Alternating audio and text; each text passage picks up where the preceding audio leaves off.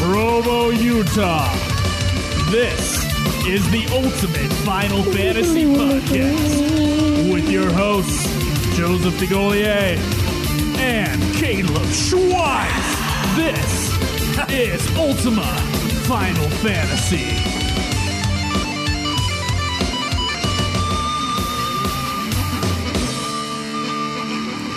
Welcome to another episode of Ultima Final Fantasy, the ultimate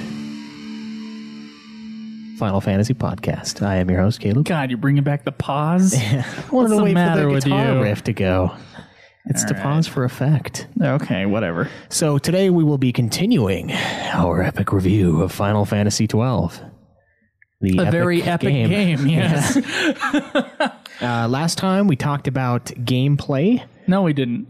Or not gameplay, we talked about story. We talked about story and the development of the game. True, normally we talk about story, gameplay, and development, but this time, the friggin' story took forever. Because we were recalling stuff, and I don't know. It's long. It is a long story. There's a fair amount of it for what crap we give it. And yeah, so let's move on to the gameplay. Now, of course, there's a few things we got to get to first. God, okay, so find us... Ways to find the show. If you're listening, obviously you already know, but find us on YouTube. Other ways to find the show. True, YouTube. And supplemental material. Indeed. I've got walkthroughs on 12.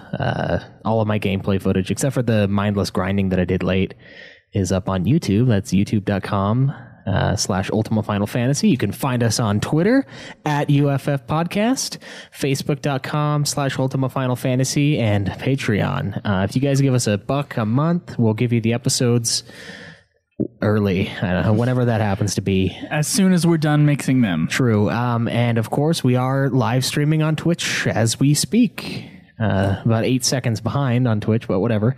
And yeah, that you can find us there, twitch.tv/Ultima Final Fantasy. And all of this information and more can be found on our website, ultimafinalfantasy.com. And of course, join the forums. It's a great place. Please join the forums. That's where we answer questions when we do that. True, yes. When we decide to go through. It is a review episode today, so we're not going over any news.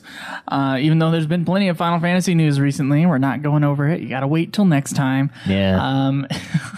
Unfortunately. And then no iTunes reviews either. Correct. But if you want to leave an iTunes review, we will definitely read that next week. Yeah, and we would greatly appreciate it. It helps us out. Yes. All right, Caleb. It's time. Let's talk about gameplay. Alrighty.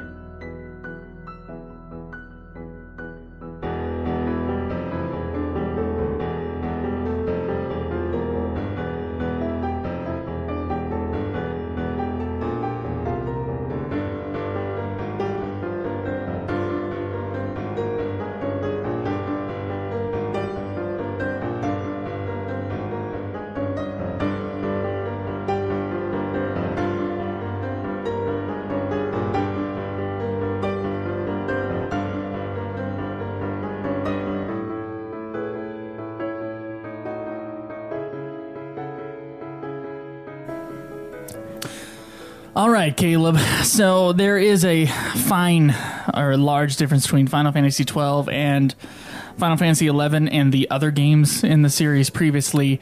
Okay. There are no random battles, of course. Now, people might have, I don't know what it was like back then, but maybe people thought that that random battles were over for Final Fantasy. Yeah. Yeah, and I think that's what Square was kind of going for also. Yeah, I think so too. I mean, it's kind of a thing of the past. We have the technology now to render. Yeah, we can rebuild them. We have that ability to, show enemies in the field, and it just adds to the realistic feel of it. So I feel like they were definitely trying to move away from that, and part of me doesn't really want to let it go, but then part of me also doesn't give a flying fuck. So I don't know, it kind of depends. I enjoy the old games, though, don't get me wrong. But I think it's really cool how they did it with 12. I mean, seeing the enemies in the field, being able to run away from them, sort of, and it's very different. At least you can run away from them. It was being developed at the same time as Final Fantasy XI. You can definitely see it. And it was using the same game engine And they both kind of had the same thing in mind, where they were doing like an MMO type experience. Final Fantasy 12, had the luxury of being released 3 years later than Final Fantasy 11. Right. And so, of course, it took what Final Fantasy 11 did, and it improved it greatly. FF11 and FF12, you see the enemies in the field, and you attack them in the field. It's not a random battle, and it's not like Final Fantasy 13, where you see them in the field, and then you touch them, and then it becomes like a random battle. Right. It's so with 11, it's kind of unique in that way. Mm-hmm. And so I thought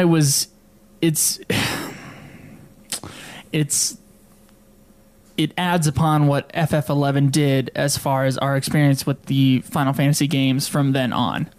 Right. Definitely. Do you, Caleb, Craig, you haven't been talking much. Do you have a preference as far as Final Fantasy battle systems go?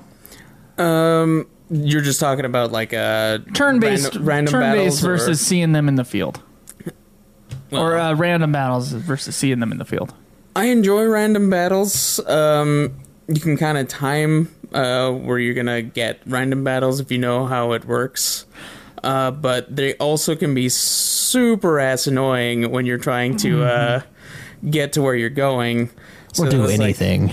So there was a benefit to certain items that make it so you don't encounter anything, like in Final Fantasy VIII, and I believe there was a materia in 7 that allowed you to do that as well. Right, there is. But I gotta say, I really loved the seeing everything just there in 12, and it made it for an interesting battle where you could fight like 12 things at once. Well, why didn't you play 11 with us if that's what you love?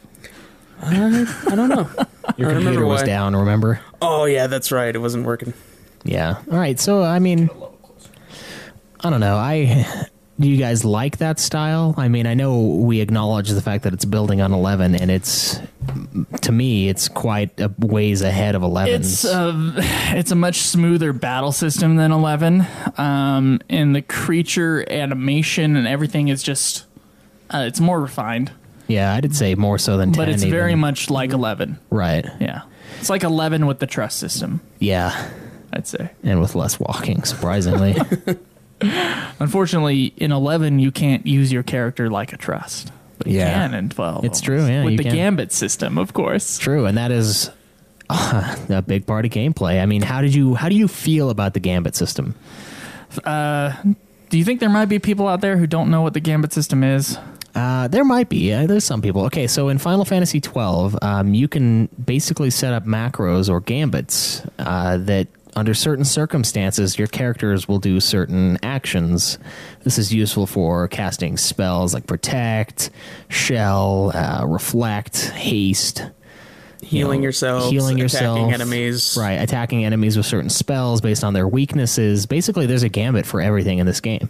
So the game can play itself, which, makes it seem like it would be a super easy game. But at the same time, you got to there's a certain strategy to the gambit that makes it almost a difficult thing within itself to master or look up a guide. Well, it's so micromanagey, I'd say. You got to go through each character and set up the gambit exactly. Well, you can do it this way, and I did exactly the way you want things to happen in exactly the right order throughout battle.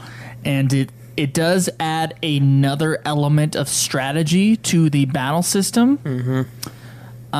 But it is very time consuming to set them up. Right, afterwards it's easy. Yeah, the other way would be much more time consuming and much more micromanaging. Yeah, I feel like with the battle system of the game, they had to add the gambit system. That's the only way it would function. Can you imagine playing this thing with going through the spells? It's not that they had to add a gambit system. I think they could have done something like a trust system or like Final Fantasy 13 system where it's based upon everybody's role and it switches. But of course, that's a unique thing to Final Fantasy 13. Yeah, I don't know. I think they needed what they put in. Yeah. I don't think it would have worked. Yeah, 13 is different enough that I don't think a gambit system would have worked in 13. A lot of people say that a lot of people I have read throughout our forum have stated that the game plays itself once you set up the gambit systems. Right, and it totally can. And so that's seen by many as a negative thing. I know I set up the gambits to basically play itself. I mean, I wanted my gambits to be as streamlined as possible. Right. And I didn't want to have my lead character pause ever. I wanted them to be the attacking character, and I had my two supporting roles doing exactly what they needed to do. Mm-hmm. And every time their MP was low, they'd use charge on their own. I wouldn't have to do that for them. I didn't even select attacks like you did. I know you had your gambit set up so that you would select the attack. Right. Because you told me, I play the game or whatever. Well, no, there was another reason behind it. I don't want them to just attack the nearest guy. I want to strategize my attacks. Didn't have my attack the nearest guy. I had it strategized so that the party leader would attack the enemy with the lowest HP in the vicinity. And then the other two would attack the same guy, and if the party leader was like out or something, their secondary attacking target would be the nearest enemy. So that someone was attacking someone at all times, so that it clear areas really quickly. And of course, I've micromanaged this to the point when fighting XII, which we'll talk about in a bit, that it was set up very streamlined the way I wanted to do it. In fact, watching you play was infuriating for me because your lead character would like stop and do some shit, and then of course the game would pause so that you do some kind of selecting action, and I had my game where it was basically playing itself, and so that could definitely be seen as a negative thing, but at the same time, it did kind of save my ass a lot, especially on those harder fights. True, but in the beginning, I think it screwed you over. I think that's why you were doing so poorly. I think that was part of it because you weren't doing anything. Set up my gambits wrong. Oh, yeah. I didn't have enough gambits at the beginning either. I didn't buy gambits. That was stupid. And they were set up kind of poorly, and that's I think why I did so well in the beginning. Now at the XII fight, I did it a different way, and it was different. It's. Yeah. We'll talk about that. Yeah, but it depends. I mean, it can play itself. Do you like the gambit system? I think it's okay. I mean, it takes care of a lot of stuff that I don't really... kind of goes on in the background with certain spells. The game does kind of play itself if you set it up that way, but I don't know. I think it adds a strategy element to it that I think is cool. Yeah, I think it's funner to just play... like how I had it set up is that I would have the two other characters attack the same target as my party leader, and then have them heal when it was necessary and cast stat boosts, and then I would control pretty much everything that the main party leader would do. But I had him also have that would bug the crap out of Gambit me. set up, but I had him turned off so I could just do whatever. Yeah, see, I had everybody up on gambits. Yeah, I had everybody up on them gambits. Yeah, I mean, so did I, but I had my main guy casting stuff to kind of even out the mana. So, yeah. Okay. And that made it easier for some boss fights. I did have issues with especially Izamat where the two supporting guys would run out of mana so quick. Oh, yeah, they do. So that was the only problem with using the system completely automated like I did. I mean, after I got the gambits set up so that I could, exploit the game in the way I did, continuously leveling up on some zombies. Right. After I kind of had those set up, I kind of built on those previous gambits and was like, okay, yeah, this game is my bitch now. I mean, when I got to Balfenheim, that's when I sat down for like 20 minutes and just made my gambits. I was like, all right, I'm going to have one person each in the party cast Protect, one person cast Shelga, one person cast Haste, Bravery, all of that stuff. And if I was in an area where I needed to use a lot of mana or magic attacks, I'd throw Faith on. So I spent a good amount of time setting them up. I mean, they weren't quite as automated as yours by the end, but they were more automated than I had them. Because for a lot of it, I had it's like flying creature, hit them with a spell, and that was like it. Everything else, I just attack, and they just attack with me. Because it was easy for me in the game for the most part, so I didn't have a hard time with it. But I don't know, how much time did you spend setting those up, Caleb? Was it like a quick thing, or how heavily did you rely on them? Because Joe and I... a fair amount of relying on them. We set them up differently, but we used them for sure. I didn't really rely on them for anything more than healing, pretty much. I had them set up so that they would attack the main party, like the party leader's target, and then set them up for extreme healing for when they needed it, like extreme healing. Well, like if they got like below 50%, then I'd do like a Curaja and just heal everybody, and then same with if they got like really low. And then I had Gambit set up for if somebody died, then they'd automatically cast a Rise. Right. And then I would automatically, I would like, instead of just having them automatically cast like Bubble or something else like that, then I would just go into their thing and then manually do it myself.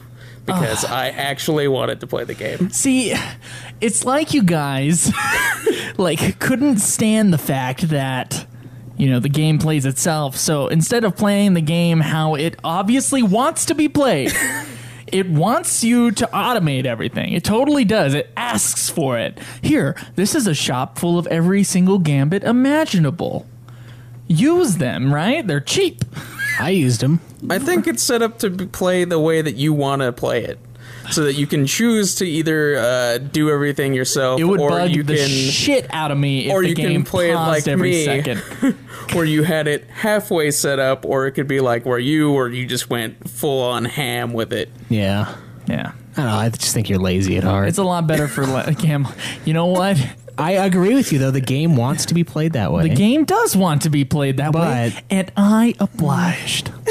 The game was like, please do this for me. This makes me feel good. And I go, okay. Yeah, I'll it do said that for too you. in the beginning when it was porking you.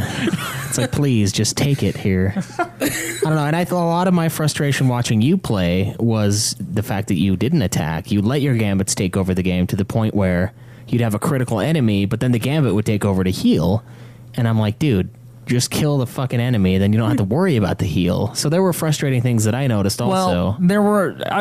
my Gambit system by the end was very streamlined. Well, by the end, you were level 90-something, so no standard enemy was going to stand in your way. That's true. Well, they were all standing in my way. And that's another thing I want to get to, by the way.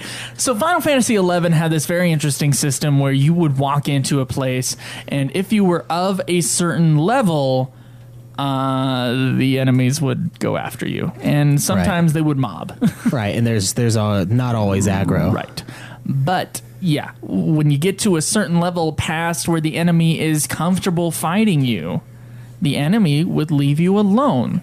But in Final Fantasy XII, no matter what, if you're in the Western Sand, you could be level 99. You have to spend a good 3/4 of your time allotted to just mow things over while you're trying to get to another place. No, you don't have to. You could just hold R2 and run away. You could hold R2 and run away, but I'd rather just have them leave me alone.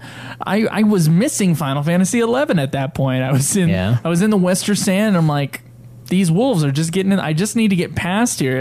And I'm at such a high level. This is a waste of my time, experience wise, and level points wise, because I had already maxed out all the license points.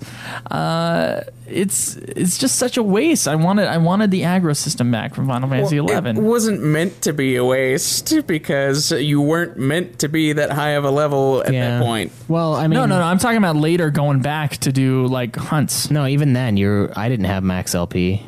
I was still killing it. Well, that's not my problem. Max LP is like a really hard thing to achieve, Joe. It's like 13,000 points. When you put 90 hours into Neglamore, it doesn't seem that difficult. But anyway, yeah. So I mean, that I agree with you there. I'll agree with that. The aggro system is nice, but one thing that I hate about 11 that I'm glad 12 didn't do is you can't run away. Well, you can't run away for one. And two, you still get experience. You get XP. Yeah, that's true. That's true. And that 11, was the thing that 11 took away from you, is that if you decided to attack those enemies that were not within your, safe level range. Sometimes even ones that would still aggro to you get 0 XP. Yep. That's fucking dumb. Yeah, you're right. You're right. That is a problem with 11. But yeah, I wish the aggro would drop off, because then I wouldn't have to hold down R2. In which case, I'm lazy. But yeah, the LP, I still killed them for the most part. And at the end, though, when I had my bestiary hunting, I just turned off the gambits and just walked. Mm-hmm. If you turn off the gambits, you don't even get stopped. That's true, but there will be that point. I just hate it when my main character just stops walking. That's the thing, and he'll stop for a second to pull out the sword just because there's an enemy near, and I'm like, just stop, just go. Yeah, I know. I feel you. The aggro removal would have been nice for those guys, but it's too late now. Would have been nice, and the FF11 team was doing it. Yeah, well, the FF11 team is doing a lot of stuff. So one other thing, I mean, with gameplay, of course, we have to talk about the characters. I mean, they started out with classes, right? So you've got your archer, you've got your guy with the gun, your sword guys. Yeah. When did you move away from that? Automatically. And now this was a part of why the first half of the game was extremely difficult for me. I decided that, if I was gonna play the game correctly, everybody needed their healing spells, and so all that money that I got during the early levels of the game, and money is kind of hard to come across in Final Fantasy 12, not as hard as FF11, but well, no, I mean, compared to any other Final Fantasy game, I'd say Final Fantasy 12 is pretty unforgiving when it comes to trying to raise funds. Yeah, it is. I would use that money to go towards white spells. Okay. Healing spells. And that really fucked me over. So I don't know how you guys moved away on the license board. Did you have a plan set out for what you were going to do? I looked at the license board and I was like, I'm going to get all the HP ones and I'm going to have a gambit or a quickening for each character at this point of the game. And I did. So that Garuda guy, the guy that you had to go buy a bunch of bows for like a chump, I just killed that guy with quickenings.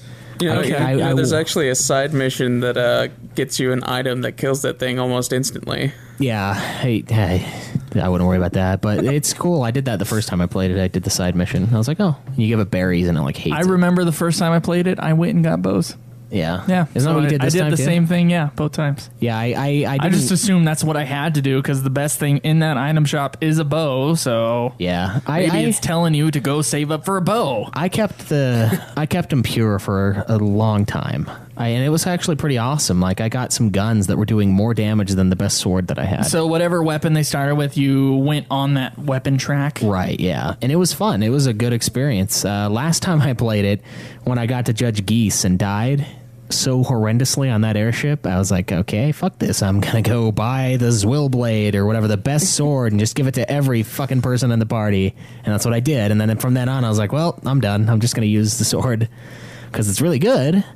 But you've got nice elemental advantages to using like the bow and the gun because you can hit them with the spell as well as the main attack based on certain guns or certain ammunition and stuff you get. Mm-hmm. So I kept it pure for most of the game. When I started doing the hunts, I think that was when I started trading because I got the Zodiac Spear and I was like, oh, well, yeah. I'm not using that gun for Balthier anymore. He's going to hold the spear and do 6,000 damage instead of 1,000. So, what about you, Caleb? Did you play it purely, or did you jump on the everyone's the same? I fucking abandoned the starting weapons almost immediately. I had everybody go into swords because of the Zwill Blade tactic of taking out Geese, because that's how I beat him the first time that I played through that part. And then I kind of stuck with that, and then I didn't have nearly the problems that Joe did with the money, because what I did, as I do in most RPGs and Final Fantasy games, is I buy the one character I like the most or one character I use the most, the best weapon at the time, and then give the secondary members the second best weapons that I have. Yeah. Which allows you to save money, and so you're kind of going down the road and then you sell the last one. It's like a hand-me-down system. Yeah. I did a similar thing. I did too, because you mentioned that when I was in the Gilmore fucking forest. Yeah, it really saves time and money. And then by the time that I rushed for the Zodiac Spear, I got that thing at like level 35 or 40, and I didn't have to spend any more money on getting my main weapons for Vaughn anymore at that point, because I had just did some serious LP grinding to Right. get that Zodiac Spear for him. And then he was doing so much damage that it didn't even, like, bother me Yeah. that I had done that. Did you ever equip the Z spear on Balthier? No. He holds There- it friggin' awesomely, dude. He just has it like under his arm, and he just like backhands with it. He's just like, it's so interesting. casual. Yeah, it's friggin' pro. I'm like, geez, it's just like, yeah, best sword or best weapon in the game. Nothing. Well, I'm glad you guys got that. Yeah, Joe was like, F it, and got the first chest that blocks you. Oh, dude, the I went damage. across. Look, man, I was at old Dallin's place, and I was like, I'll check on whichever thing it is later, and then I just went and opened it. Oh, so you were pissed off later because you knew you. You know, I opened the wasn't one. super pissed off because I told myself the extra stuff that I knew I would do in this game is I would do every hunt. You know, just for our podcast listeners out there, they know I like to rush to the end. And Rush. I did that this time too. I like to rush to the end and not do too much extra stuff. And I've said I'll do some extra stuff, and so I did I'd say a lot of extra stuff. I did all the hunts. So it wasn't that big of a deal. I never thought that I wasn't hell bent on getting the Z Spear. Otherwise, I would have restarted the game because it was like 2 hours in. When Yeah, did I that. knew what I wanted, so I went for it. I was gunning for that like the second I started that game. It saved a lot of time. My Order of Ambrosia save file being 133 hours is pretty impressive. Yeah. So impressive. Like, it's not bad. My old one is 195, and I don't even have it. Like, I don't know what I was doing. I mean, I know I was doing the fishing mini game, but not doing that this time. It's so weird. Like, without the guide, you wouldn't even know that thing existed. Like, there's such steps you have to take, and oh my god. Anyway, so yeah, I thought that was kind of a weak point for the game myself because every character for a lot of the Final Fantasies have like a certain range of skills that they have. And now this one, it's true in here too. Certain weapons lend themselves more to your character's speed, strength, yada yada. Right. But in this one, you basically are given a ball of clay for a character, and you kind of mold them as you wish, which kind of lame, kind of awesome at the same time. It does add a lot of customization. You can play it like I tried to play it. You can play it like you guys did. It's fun either way. There's advantages and disadvantages for sure. Certain characters lend themselves to certain attacking styles, but that's kind of cool. One thing I like that they went back to is the full armor set. I thought that was really dumb in 10 when it just had like your sword and your little armband. I didn't think that was quite as cool. Yeah, I like it when you have more customization options for armor pieces. Yeah, it's kind of cool to have it simplified like in 10, but at the same time, I enjoy the the amount of statuses and the amount of nullifications you can equip with 12's thing. I thought that was kind of cool. So you like you missed the character jobs, but you liked the customization. Yeah, so anyway. it's kind of like a love-hate with the with the ball of clay character molds. Okay, now let me ask you guys. We talked about how much it took to level up in this game. It's a very, very long game, and it's a Right. lot of grinding. And I saw a comment on the Twitch stream here that was complaining about the grinding of the game. Did you guys feel that it was a grind? I feel like a little grind went a long ways when I was going through the story. Ooh, yeah. Yeah, just a tiny little brush, like a sensual. Anyway, so like when I get to an area, I like to try to get to where they weren't red on the when you look at the character or the enemy, and that means they're over like 3 levels above or something like that. I like to get them around to white or blue, whichever one was the not as awesome for killing them. Mm-hmm. So I would level grind a little bit each area, and that would go quite a bit of ways. And because of that, I think that's why my time was really good in the beginning. The beginning part of the game is because I was just putting in that extra little bit of time to level up. Mm-hmm. You gave me some shit about how I wasn't playing the game right because I was just going from place to place, and I was like, if it was any other Final Fantasy, I would go from place to place and I would level up at least almost enough Right. to be just fine, unless you're going to the moon in Final Fantasy IV, of course. Now, in Final Fantasy XII, you were saying, you had to, you were kind of going and clearing the whole area first, and you thought that was the correct way of doing it. And obviously, up to the 38-hour mark, that was the correct way of doing it, because I was having some serious difficulty with the game, and so that's something I don't really care about. I don't like how FF12 is pushing you to go out of your way. You can't just enjoy the game as a game. You really have to delve into the game, and it's asking you, in fact, it's begging you, in fact, it's almost forcing you to delve into the game. Yeah. As opposed to playing something like Final Fantasy X, where you can, or really any other Final Fantasy except for 11, where you can just go in and go from place to place, and you should be okay. You might have to grind a little bit for a boss or something like that, but for the most part, the game stays even. Final Fantasy XII is a really long grind from place to place. I don't know. Even with that, I didn't find much difficulty. Even with just, like, you got to certain parts of the game higher level than me. Like, when you got Fran and Balthier, you were like 4 levels ahead. Right. Mm-hmm. And that was just fine. It's a fluke. I don't know.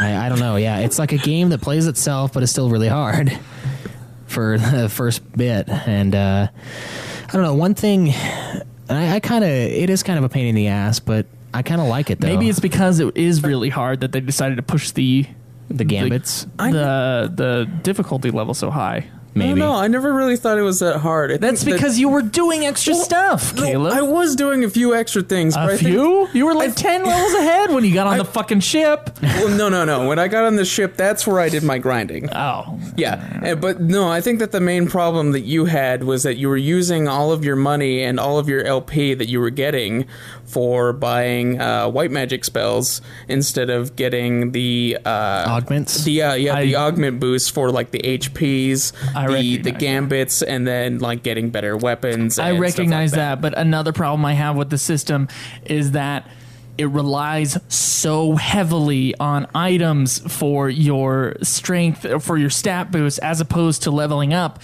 which, by the way, if you stay with your old equipment, does hardly anything. There's hardly any stat boost when you level up. So what the fuck is the point of leveling up? You might as well just grind for license points. I don't know. Well, that's kind of what it wants you to do. Because I bet you I could have killed fucking.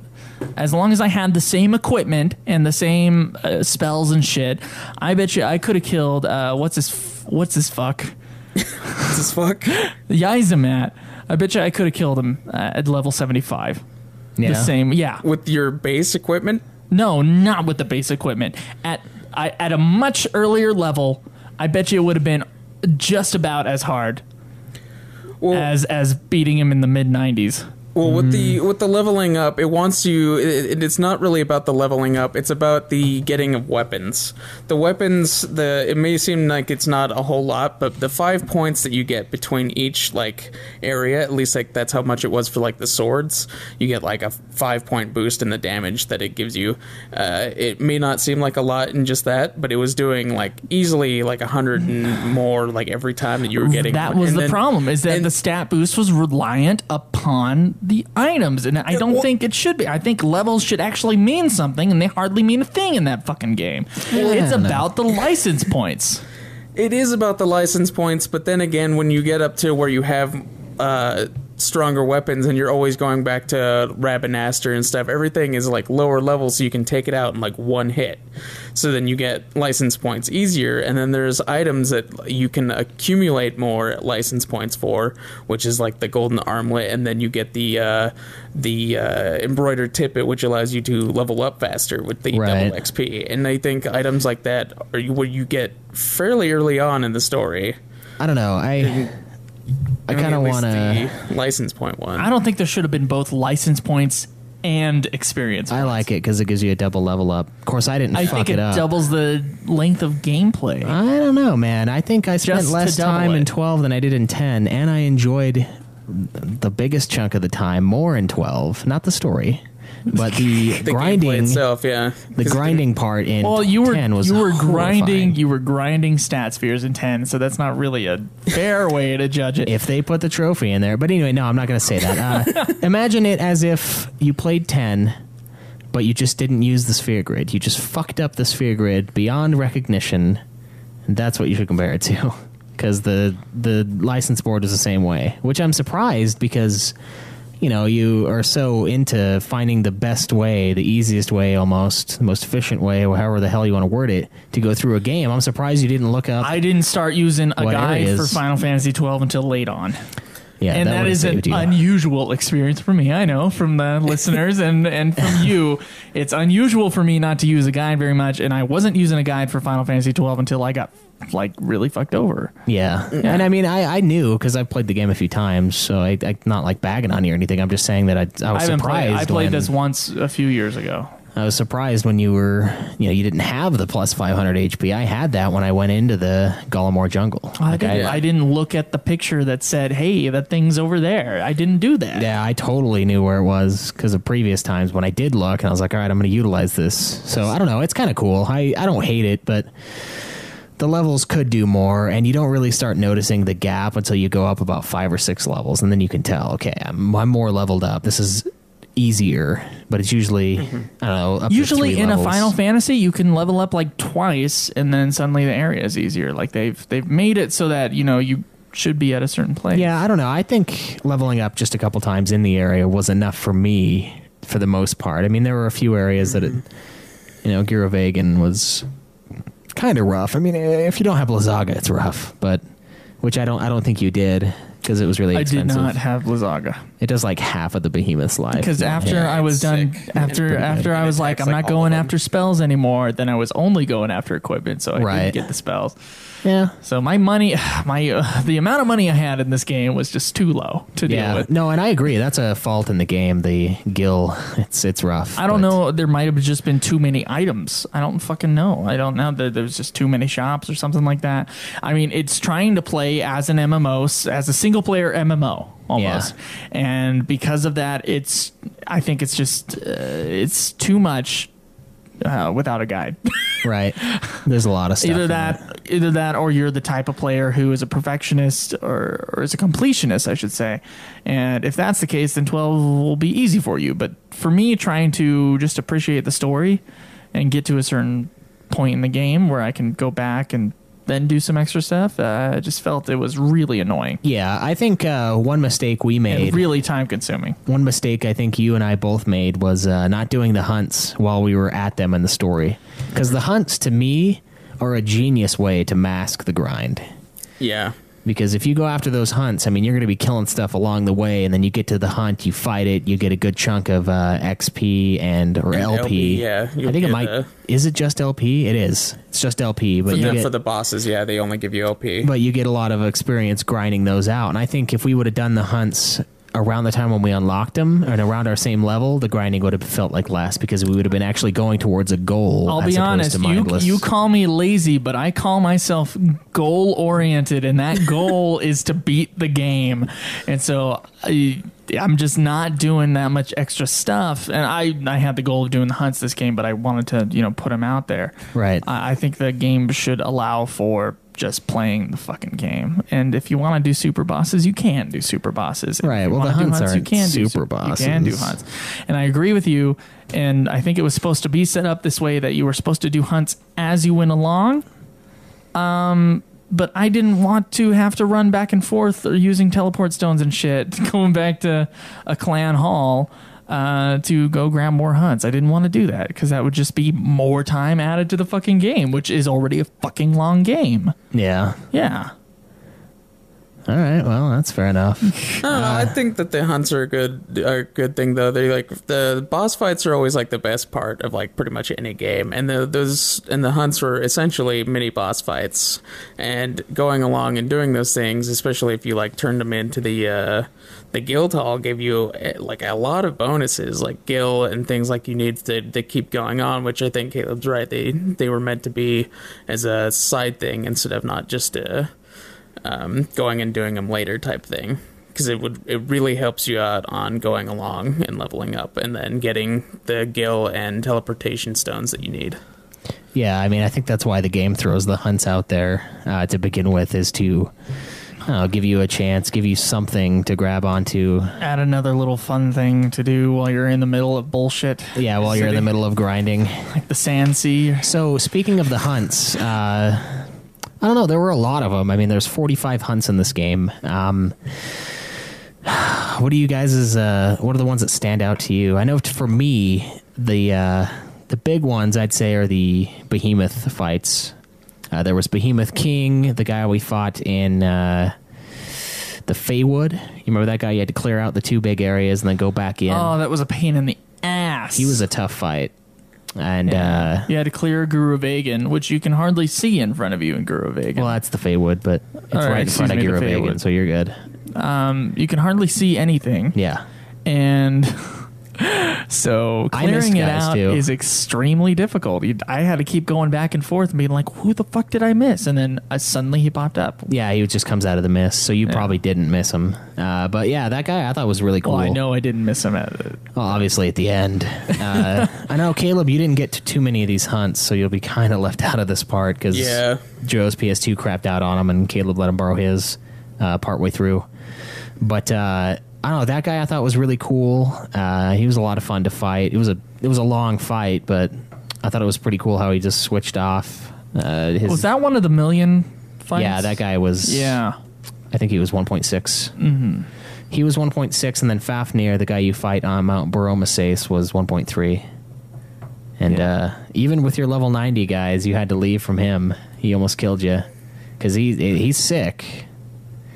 But I don't know. Even with him, I was able to kill him. But I was like level 60. Once I got my gambits all kind of taken care of, things started to be really easy, including the million hit point guys. They just take a while. I remember there's one the hunts that were really annoying to me were hunts that were timed. So like you had to go into the Giza Plains during the rains in order to get a specific hunt. Right. And you also had to chop down these fucking trees all over the place. And then you had to find like the way to get across with the trees. You know what I'm talking about? I thought that one was cool. I thought it was annoying. How's it annoying? It adds a different element to it. I was there to kill. Yeah, I was not there to do extra bullshit. I was there to kill. Yeah, the purpose of it is to make it stand out, though. And it stands out because of that. Oh, I didn't mind it. It does stand out because of that, because I was infuriated, Caleb. Yeah, because you just wanted to go through and just annihilate it. And that's what I wanted to do. It wasn't easily. It was to get to Yiza, man. Yeah, which is not easy. So that guy stood out. The giant chocobo guy was pretty awesome. The trickster? The trickster, yeah. Was that the one where you had to go into the snow area? And and then you had I remember to chase you were him complaining around. that you didn't get him to pop. He took forever, yeah. It's random. I went in my first time and he popped. Yeah, same here. He's totally random. That's really weird. I had to go in like 12 or 13 times. I was like, what the hell? So that was cool. I don't know. There's so many hunts. But there's the giant dinosaur guy that... the Pyrolaster? Yeah, the Pyrolaster that, like, when you get him down to his critical state, he doubles his level and becomes, like, insanely powerful. Right, he gets pretty crazy. And then I thought the Seer one was really cool. The one before Yasmat, where he brings back the old summon things. It's not just the Seer, it's also XII. Let's talk about Ixion? Let's talk about that fucking area. Well, you don't have to do this for Ixion, though. But no, you don't. No, you don't have to do it for Ixion. You are correct, sir. But you do at least have to do it for the Seer. Right. What is that place? The Ridorana Cataract. The Ridorana Cataract. The Pharaohs is the area. Instead of going up, which takes fucking 5 hours to go up. Right. It didn't actually take me that long, but it was annoying. Instead of going up the cataract, you go down. You decide to go down, and at the very bottom, you will find one of the last hunts. Right, the 44th hunt in the game. Right. And in order to get from floor to floor, you have to light these torches on each corner. There's 4 corners of each floor. You have to light these torches, and in order to light these torches, you have to have enough black orbs for each corner. Right. So, and to get the black orb drops, you have to kill guys in those corners within the room. They can't be in the giant circle area that's full of enemies outside. They're popping up like fucking crazy. Yeah. They're pretty high level, and I was in the 90s, and I was like, okay. I died down there a couple times. Yeah. It was rough. There's some rough traps like every 5 feet too, and it's just like Float, man. Float was like #1 gambit forever. Float. Yeah. Yeah. That was a very interesting thing. Now, Right. I've seen a lot of complaints, including from you and including from, I believe, on this Twitch stream here, someone mentioned it, getting the fucking black orbs, Right. collecting them. Caleb, tell me about how you went. I'll talk about how I went and got the black orbs. Now, tell me how you went and got the black orbs. Well, so the black orbs drop after you kill a guy, right? So you just walk Correct. up and press X to grab Sometimes the black it's orb. kind of random. Yeah, it doesn't happen every time, or else it'd be way easy. And so for me, I would just, after I kill a guy, I'd go over and try to press X. Now, the problem with that is if I have any gambits on, if another necrofiend pops up from the dead body of whatever I killed, they get in the way, and I can't press X to get the thing. Mm-hmm. And I knew there's giant black orbs, which is, just a big deposit of these black orbs. So I was like, cool, if I find one of those, that's awesome. If not, I'll just farm these ones. And of course, I wasn't in the 90s, so I was okay with being down there and level grinding a little bit. And it was frustrating because of the fucking mechanics to grab these goddamn things, which is atrocious if you're trying to do it the way you think you're supposed to do it.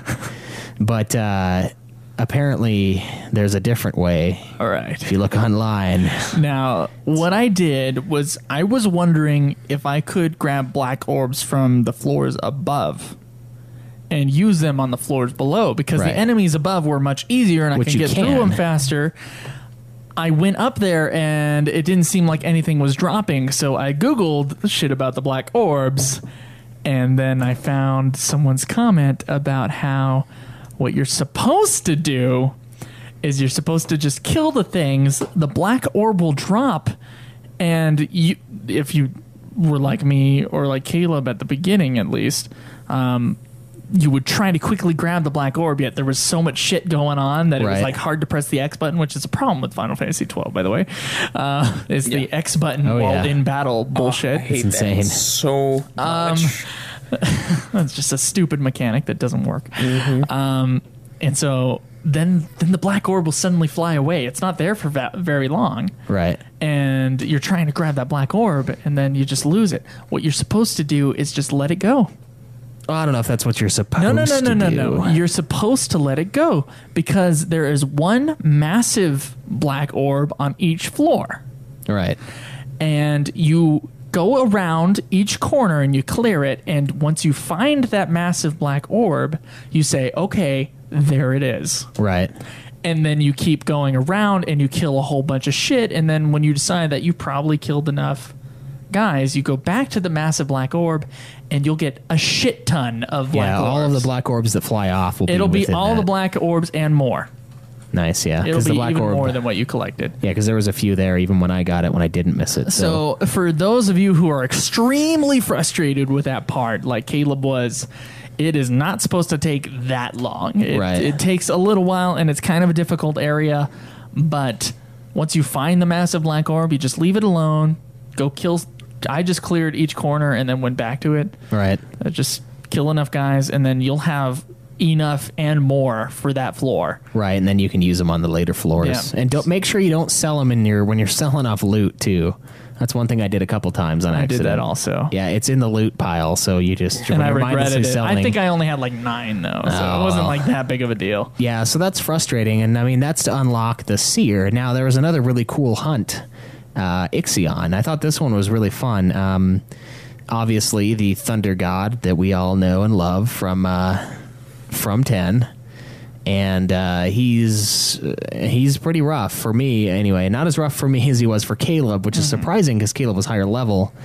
But you kill him and you get Ragnarok, which is one of the coolest designs like in swords ever. I think it's freaking awesome looking. That's pretty cool.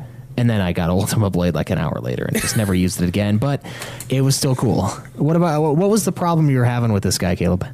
Just really quick. Really? Well, he was a lot easier than he should have been, because the thing with XII is that if you find him in one of the circle areas, his HP gets cut in half. So he only had like 180,000 instead of like the 32 or 36,000 he was supposed to have. Yeah, 165 to 306 is the gap. Yeah. So that's a good chunk. And so it's like it cut his HP in half by finding him there. But he was still a pain in the dick, because all he does is cast Thundaja, which does a supposed to dodge it. ton of damage, and then he also does the stat inflicting of poison and disease. Does he do disease? I don't know. I can't remember if he does disease, but he does like blind and all those things, and silence, I believe, which is a huge pain. So I had to keep using remedies and stuff like that, which was my main problem, and I barely beat him with like 2 characters alive. Right. And he killed you the first time, right? Yeah. You had some real problems down in that area. I remember seeing you die to the frogs. Yeah, I got butt fucked by like 30 frogs. There were a lot, dude. It was crazy. And there was a part... see that by the butt fuck image in my mind of frogs. Yeah. Well, like, you didn't even see it, man. There was, like, a part where I was trying to get out of there to go back up to save my characters from, like, losing, like, 3 or 4 levels of leveling. And I kept switching in, like, one party member from my, like, shit party, because, like, I didn't evenly level at all. And Caleb saw as, like, 30 frogs target the one guy and insta-killed him before he could do anything. Because I was trying to... walk. Yeah, couldn't even walk. I tried to revive my characters as quickly as I could with, like, a phoenix down, because items are faster than spells. But there was no hope. Right. There is no god down there. Yeah, so that guy Except was... for the god of frogs. True, yeah. You're the god of frogs. Yeah, so that was interesting. Did we talk about the seer? I know I mentioned him. He was like a dude that was manifesting the bosses in the pharaohs, and you'd fight the boss and kill the boss off, hit him a little bit, fight the next boss, and you basically went through all the bosses, and then you killed him. Yeah, that was a really weird battle. Oh yeah, I thought that one was pretty cool. Yeah. And then let's talk about my second favorite. Gilgamesh? No, he's way better than friggin' Yzmat. Come on. I said Gilgamesh. Yeah, I know. We're going to talk about Yzmat first, and then save Gilgamesh. Let's talk about Yzmat, because that is a very popular kind of like big thing that people go for. So let's save it for last on the hunt. All right, fine. Let's talk about Gilgamesh. Like Gilgamesh is probably, I would agree, a more favorite. He's iconic. Yeah, he's iconic. So he's much like the Gilgamesh of Final Fantasy V. Yeah, he's awesome. He's like comic relief. He's got Enkindu, the dog in this game, attacking alongside him. And of course, he's got his rare items that you can steal from him. The Genji glove, Genji helm, Genji armor, and... much like the Genji items of Final Fantasy VI. Yes, much like the Genji items. And I messed up and didn't get the glove. It was a travesty, but... you can still go through I switched my gambits from attack to steal and then manually attacked. Of course, I was high level enough that it wasn't a big deal. So. Yeah, I should have just paid attention more. But I thought he was my favorite. He was my favorite hunt in the game. Yeah, I thought he was pretty funny. He's got all the swords. He's bringing back all these classic swords. He's got the Buster Sword. He's got the Brotherhood. He's got the gun sword. Yeah, the gun sword, the Leonhard or whatever the hell that thing is called. Right. And then he's got some stuff from Dragon Quest, which I thought was really awesome. And he's got the main character's sword. Yeah, I just thought he was kind of spastic, and I just thought he was a fun character to fight. And then the cutscene at the end. Yeah, the final cutscene where he just like... there's a sword on the ground, you go to grab it, and... yeah, it's like just an ordinary sword of legend. Yeah, oh my god, dude. I saw that and had to take a picture because of the redundancy. Just well, it's it's like, more what? of the if it's oxymoron. a legendary sword, why the fuck wouldn't he just take it? Because you could like interact with it, but it's like, no, it's just an ordinary legendary sword. I feel like that was a callback to 5 when he thought he had that. What was it, Excalibur or something like that in the game? It was Excalibur instead. Good old Excalibur or Excalibur. Is that from 5? Yeah. Yeah. Okay. That was Gilgamesh in 5.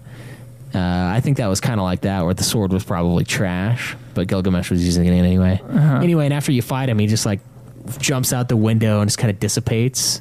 And then as your party's walking away, he just like runs in and like grabs the sword real fast, and his hat falls. And like comes back and grabs his hat, and your guy like turns around. It's pretty sweet. Yeah, he's gone. Yeah. It was awesome. It's pretty awesome. That's probably one of the most humorous moments in that thing. Yeah. In Final Fantasy 12, a very humorless game. Yeah. Yeah. Other than Balthier occasionally, not too much. Other than Balthier, Everyone's pretty serious.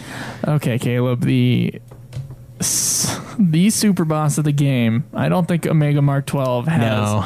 I don't think Omega Mark 12 can hold a fucking candle to this guy. Actually, he might be able to kill him. He does a lot of damage, and Yzmat doesn't know reverse. I don't know. It'd be awesome, but not if Yzmat. Well, does he have? He doesn't have Dispel. Omega Mark 12 doesn't have Dispel. True. I think Yzmat so probably still win because the haste and damage. the regen. It would be disgusting. Well, he wouldn't leave the fight, so he wouldn't have regen. It'd be a fight to the death. No, there's regen and haste anyway. You just have to dispel him. No, that's He regens. He regens if you stay in the area too long. He doesn't naturally have regen on. Oh, really? Yeah. Well, now That's we know why you how don't. I played That's it. why you don't regen. You don't stay. I don't think Omega Mark 12 holds a candle to this guy, and we'll talk about him in a second. Yzmat. Yes, the ultimate. How much HP? 50 million something. 50 fucking million HP. It's fucking disgusting. Caleb, how long did it take you to kill him? I know it took me about 5 hours. It was about 7 hours. Maybe a little less because I died a couple times. Not running out when I needed to, but it was probably about 7-ish. It was long. What? Now, the first like 40 million HP, not hard. It's just it's a long battle. Most of it's automated. I should have berserked my main guy, but I didn't because I wanted the flexibility of casting. But I saw Joe do it, and definitely berserk your main character, especially if you have the Zodiac Spear. Once he gets down to about 10 million, he starts spamming. He starts doing Death Strike like crazy. He starts casting White Breath or whatever that does stop on you. And his attacks are, he's sped up. His attacks are more frequent. Really his fast. Armor is way up. Yeah. He takes about 30% less damage. It's disgusting. Right, and my end game tactic was once I got him down to about 3 million, 3 or 4 million, he started spamming his attacks so brutally that I had to switch to a popular tactic that's reverse decoy. What you'll do is you'll throw... What is reverse for those who don't know? Reverse is the effect of damage and cures you, and reverses cure and does damage. So normally you use it against a guy, and then you cast a high-level cure spell, and it'll damage him, but if you use it on your own guy, Yzmat's attacks suddenly cure you. Yes, but very temporarily. Yes, it only lasts for like 10 seconds, and when he's doing a 12-hit combo on you, it doesn't last the whole time. And the problem with even if it did last the whole time, his basic attacks have the ability to just KO, which I'm sure you noticed. With reverse on, it'll still just KO you. It won't reverse the damage. You'll just die. So it's sick. Okay, the first 40 million, you're like, this guy's just an endurance fight, and that's all I remembered from last time. I was like, it just takes a while. I was thinking that too because I was melting him. With Berserk, you will do a lot, especially if you've got the damn Genji glove on. I had 2 support characters. I had this is my girl party was my main party at the end because they were in the 90s. I had Pinello and Fran support the whole time. They were casting Shell and Float. I eventually got rid of the Float one because it was wasting fucking time and mana. Right. And Arise and all that other shit. And Ash had Bravery. She would cast Bravery on herself and then cast Berserk on herself. Right. And she would just go. She would take down Yzmat until she died, and then the other 2 would bring her up. And that was a really like easy tactic up to a point.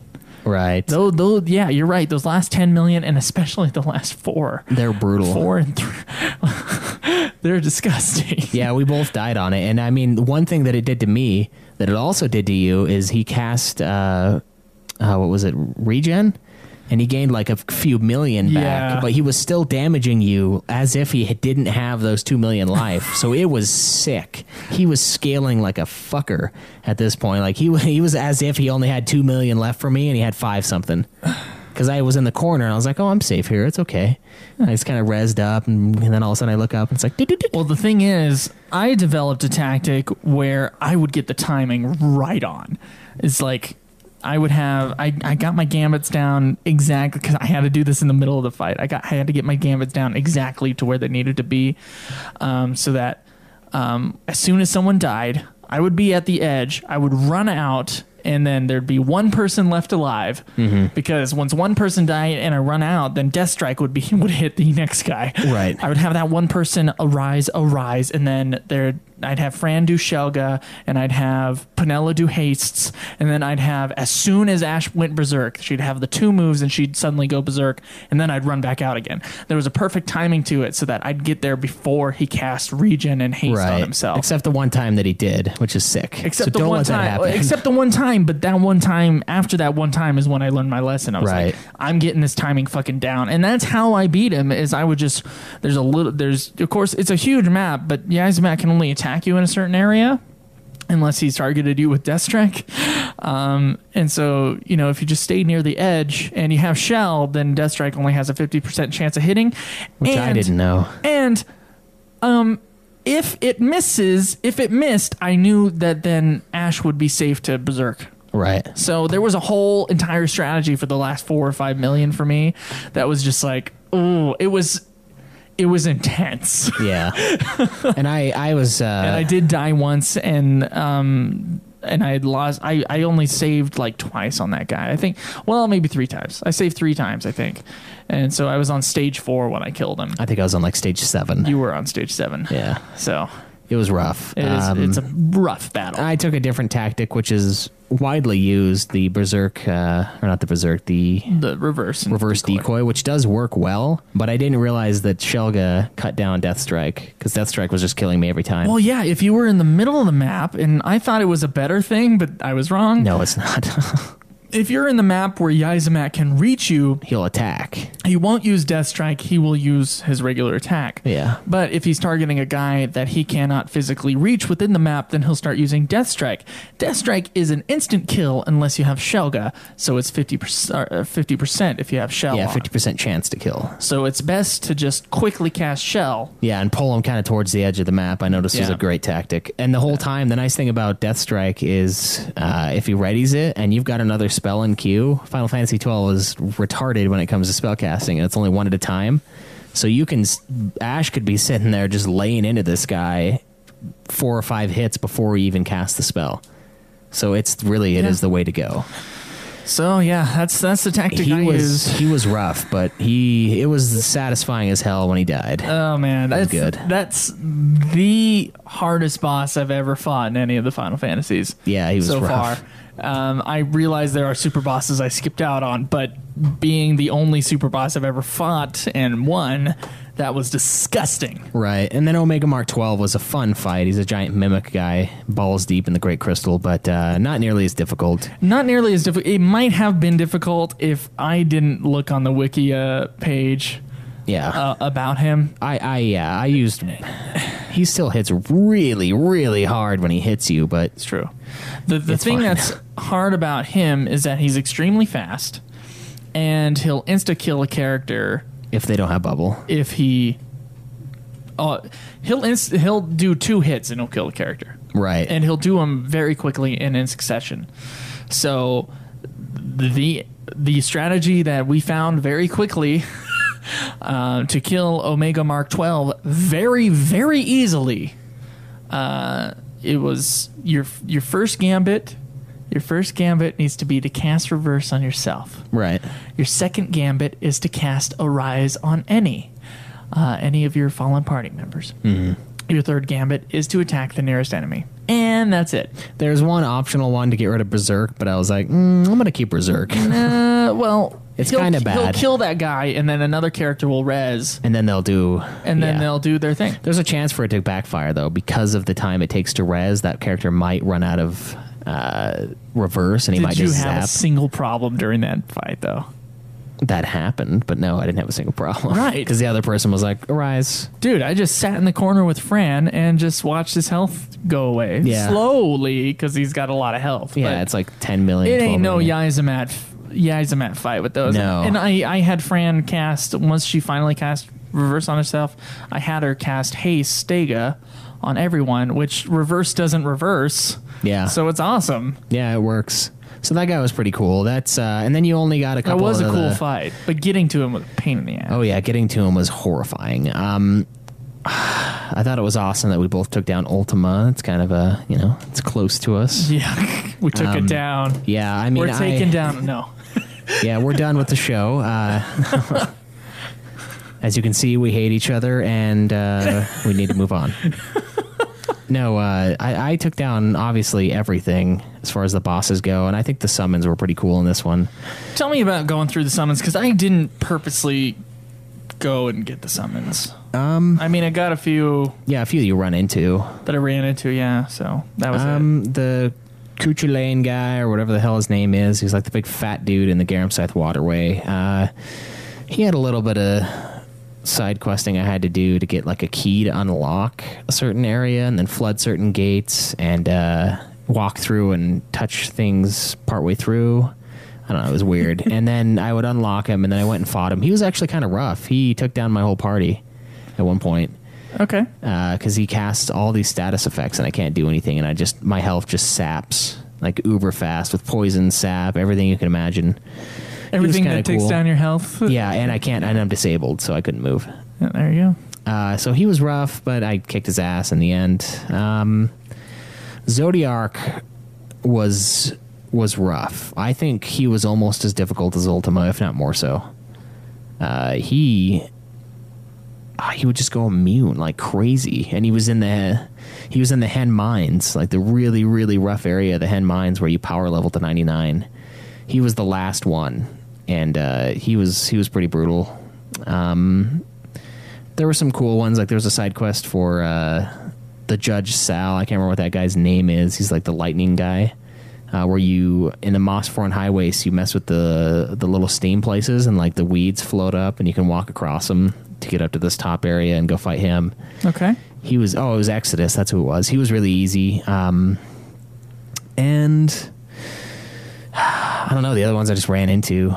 How did you feel about the summons, just overall? Because they're named differently than the rest of the series, but of course they got their own unique look to each of these unique summons. I mean, they're different from what we've seen so far. They're also part of tactics. Yeah, that's actually where they come from. Well, I didn't know that, so shut up. The Chuchulin guy that Caleb was just talking about, the green one, is actually one of the bosses in Tactics. Is the same with the Belias the Gigas, the first summon that you get. Right. He's also like one of the hardest fights in Tactics. Yeah, so I mean, it's kind of a throwback to that. Well, he's one of the weakest summons in this game. True. So, yeah, interesting. Weird. I thought, beforehand, I thought the summons were useless in 12. I've always just had this, prejudice, I guess, to the summons that are like, oh, they all suck in all the games. But honestly, there were a few times where I was like, all right, I need some extra firepower. I pull in the summon, and I'm like, holy shit, like this guy's rocking. And I know you experienced the same thing on one of the hunts. I did it a couple times, yeah. Okay, screw this, and you pull him out, and he's just nuking. He hit the guy twice, that. One of the few hunts that I did at early on in the game, yeah. Yeah, that was like the Marauder and the Mines guy or whatever. Yeah. Pulled him out, and he was just two-shot the dude. So, I mean, they're very useful to a point. Now, just like any other Final Fantasy, they drop off. Mm-hmm. I don't know. And so it's not really wise to just use the summons the whole time. I'd say use the quickenings, and we could talk about those real quick as part of gameplay. How did you feel about the limit breaks in this game? I liked them this time around.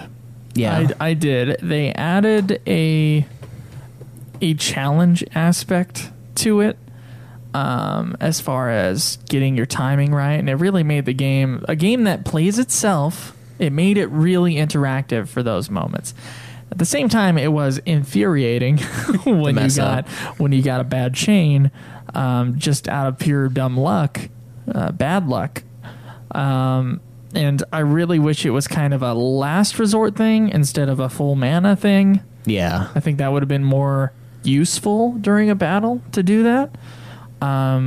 But the quickening itself, I thought, was a cool system. And, of course, they're really epic kind of animations that go along with it. Yeah. I do wish that later on you could have shortened the time a little bit, like you could with FF10 summons. Yeah, the only problem with that is the amount of time you get for chaining it up. that would also limit that. But I thought the quickenings were awesome. I think it was worlds above, the mist thing in 9 or the whatever the hell it was. Yeah, the mist thing in 9. I still think FF8 had the best limit break system. I think it was broken as hell.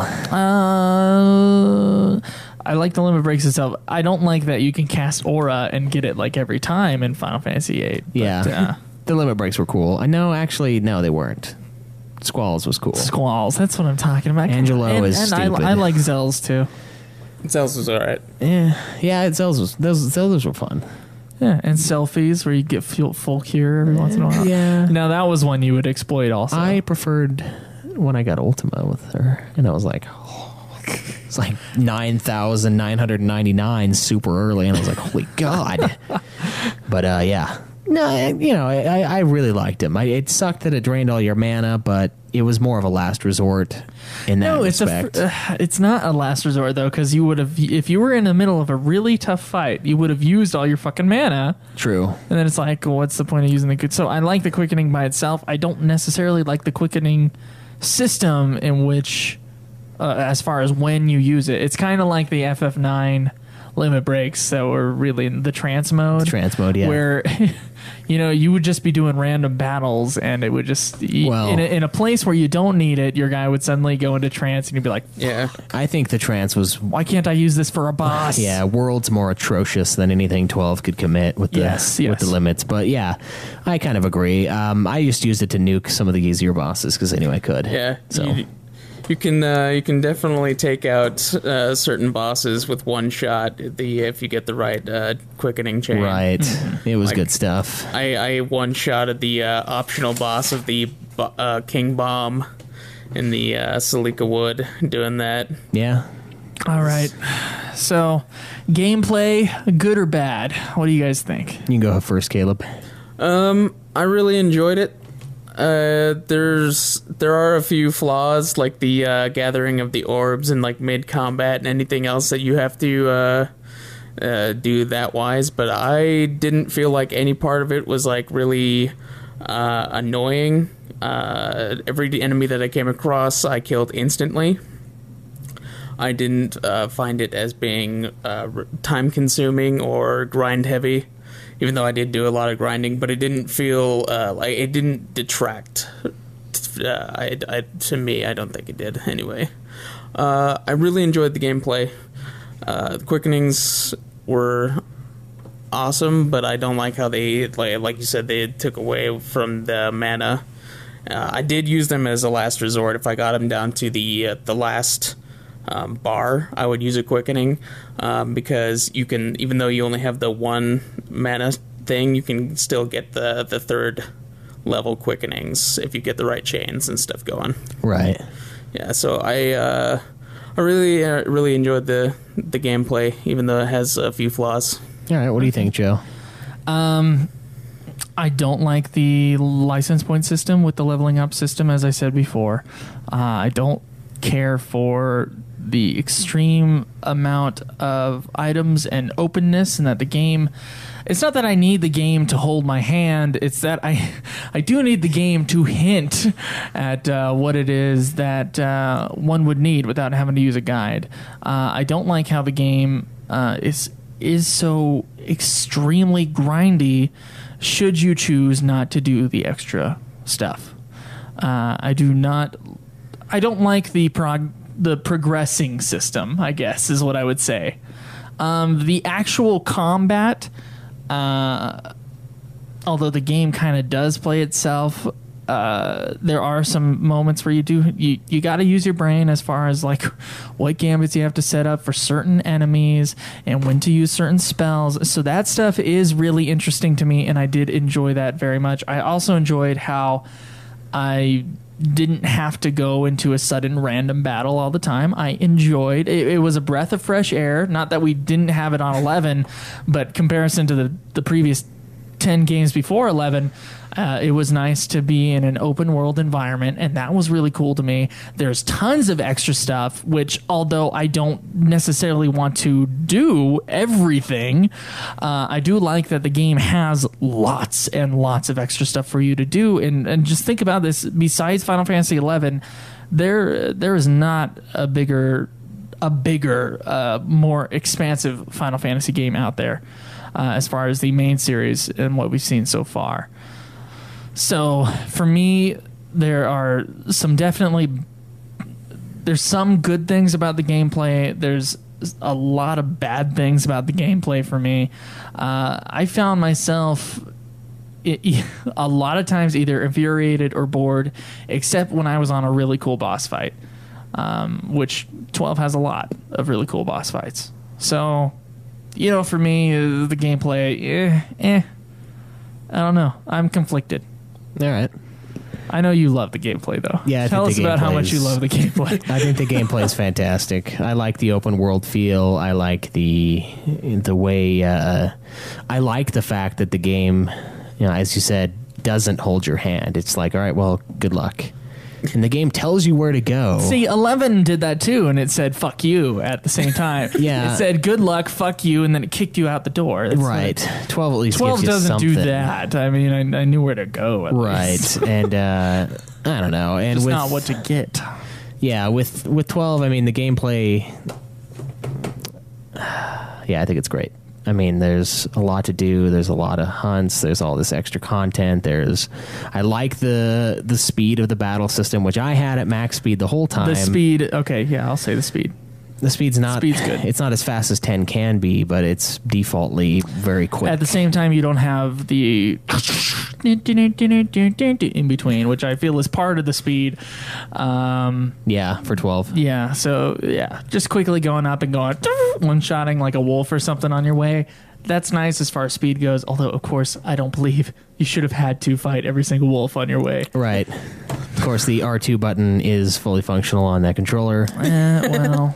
I don't know. I liked the boss fights. I liked the game. I thought the gambits were fine. I mean, it does play itself, but it does add kind of a way to not have to worry about the little bullshit within the game. So that part I thought was okay. And I think it's a great gameplay wise. What do you think, Caleb? I agree. It's really good gameplay wise. I enjoyed the license point system along with the leveling. One thing that I don't like though is the I guess the blankness of every character. You can just be like every character can you can just make them be whatever you want. They're not they don't have specific they don't have specific characteristics that was kind of one thing, but I also really like the customization that you could do with the license board, like at the very beginning where you couldn't necessarily have everything like you ended up having with the super leveling that you did, but right. Yeah. So I think the choices that you make for the augments and the spells that you take in the beginning is really interesting, and I enjoyed that a lot. All right, so I figure we all know where we stand as far as gameplay is concerned. So let's go on to our next section, and let's talk about the design of the game, shall we? Yeah.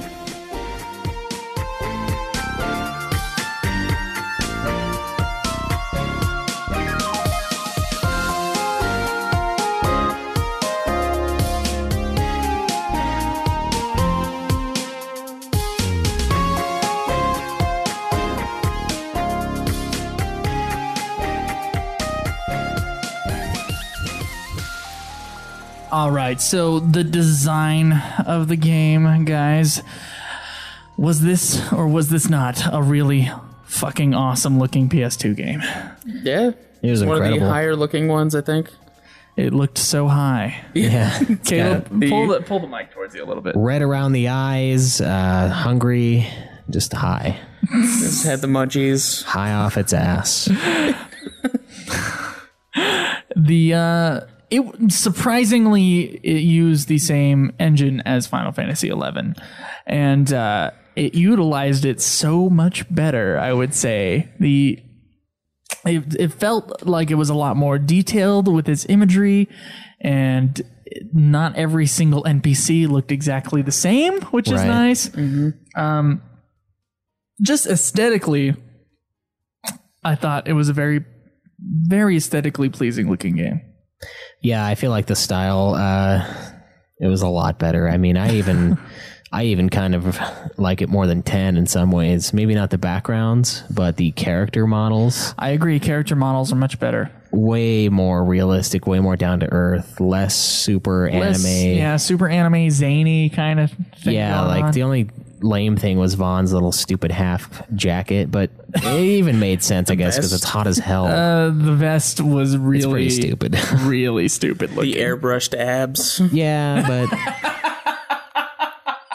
yeah, they do look pretty airbrushed. I mean, it's PS2, so yeah, it's true. Yeah, but yeah, I think the design for this game was fantastic. I like the look of the areas. I do believe Amano had a big part to play as far as the art design for this game, and we haven't seen him since Final Fantasy VI, as far as being one of the leads on the art team, which is.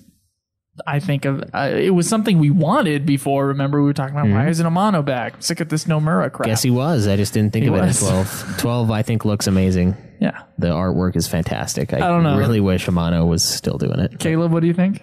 I think I like the art style better than in like 10s and some of the other games. Everything looked really good.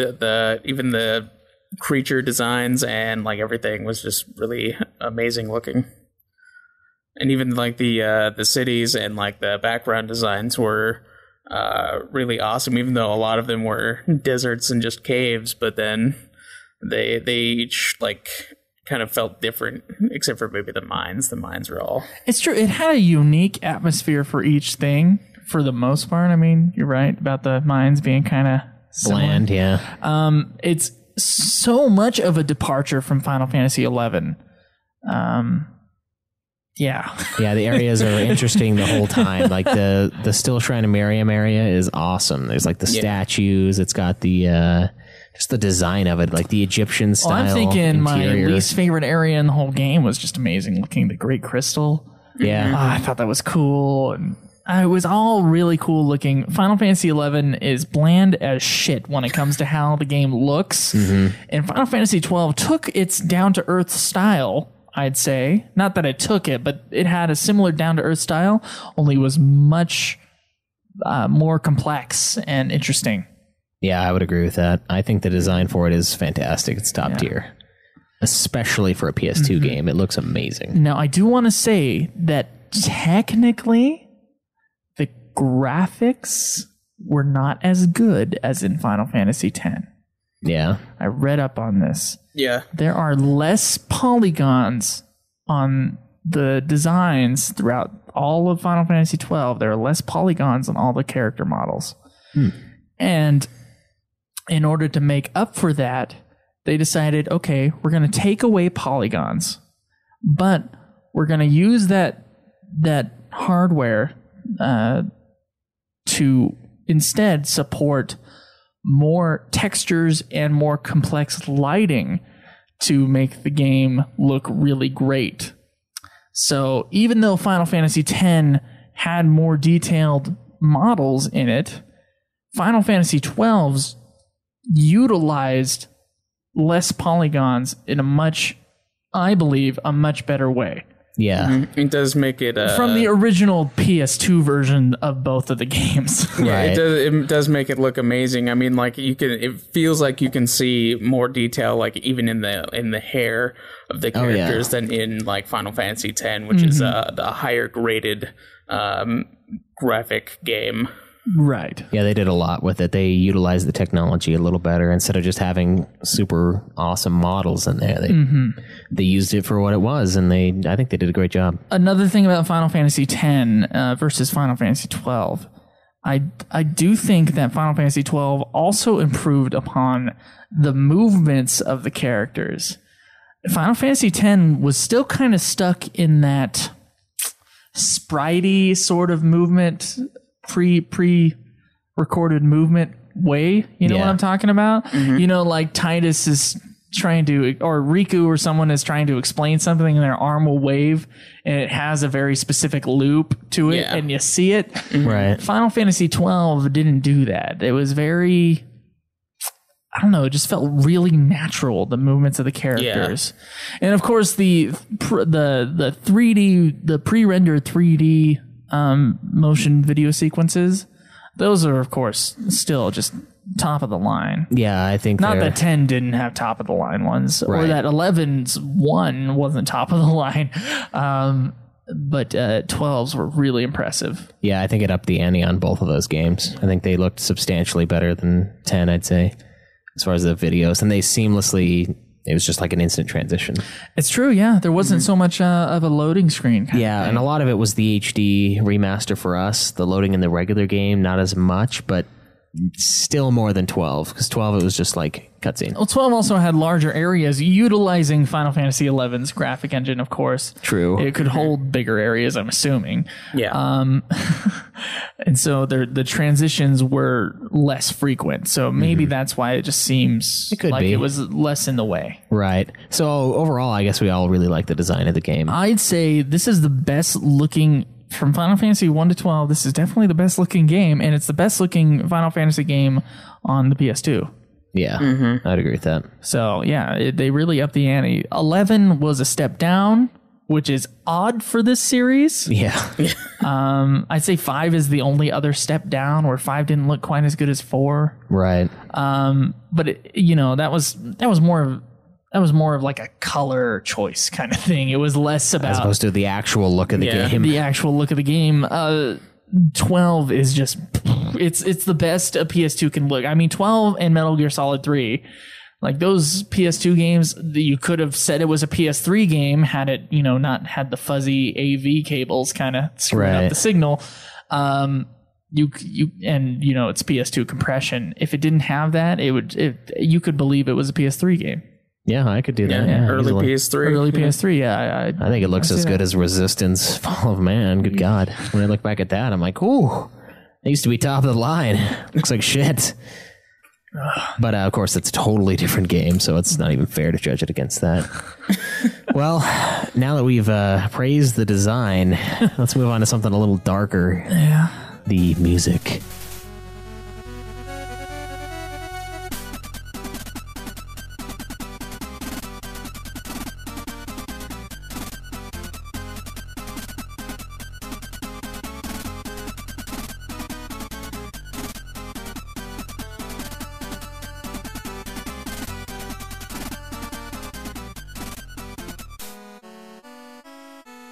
All right, so musically... Lacking. Yeah, I don't know. I still think it's better than 11's, because 11's had a lot of pieces that were really annoying. I thought 11 had a lot of good pieces, though. It had like 3 good pieces but they out were of like, 6 they total. They really stuck out. Yeah, that's true. Now 12 was just, I thought it was good for what it was as far as just a soundtrack, something playing in the background. Very MMO feeling. Which Final Fantasy, now while I love the soundtracks, I do acknowledge the fact that they almost take away from the game at times. I know that's almost borderline blasphemy to say. I don't think Final Fantasy VI's soundtrack ever takes away from the game except at the auction house. Well, the auction house and the Coliseum are horrible. But no, and I mean with 7, my favorite piece, Cosmo Canyon, is awesome. But it's so like insane that it's just it's almost distracting. Yeah, but I think it has more to do with volume than the piece itself. Well, then maybe they shouldn't have it max volume. I'm not the one that they mixed it. They know. But no, definitely lesser. No doubt about it in my mind. This soundtrack is not that great. Well, it's not that it has to be Nobuo or else it's a crappy soundtrack. It's not like that. It's like that. It's not like that because I'm telling you, the soundtrack that I've heard from Final Fantasy 15 so far and has 14. been amazing. Okay, I thought you were about to say 13. I was like, no.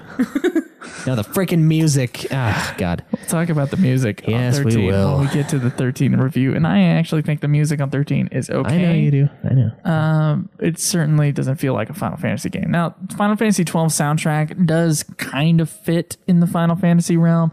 It's very melodic, but it's just there. it doesn't have any soul. I don't know how to say it any other way. Yeah. It's like if 8's soundtrack didn't have the 2 or 3 really good songs in it, it would be the same.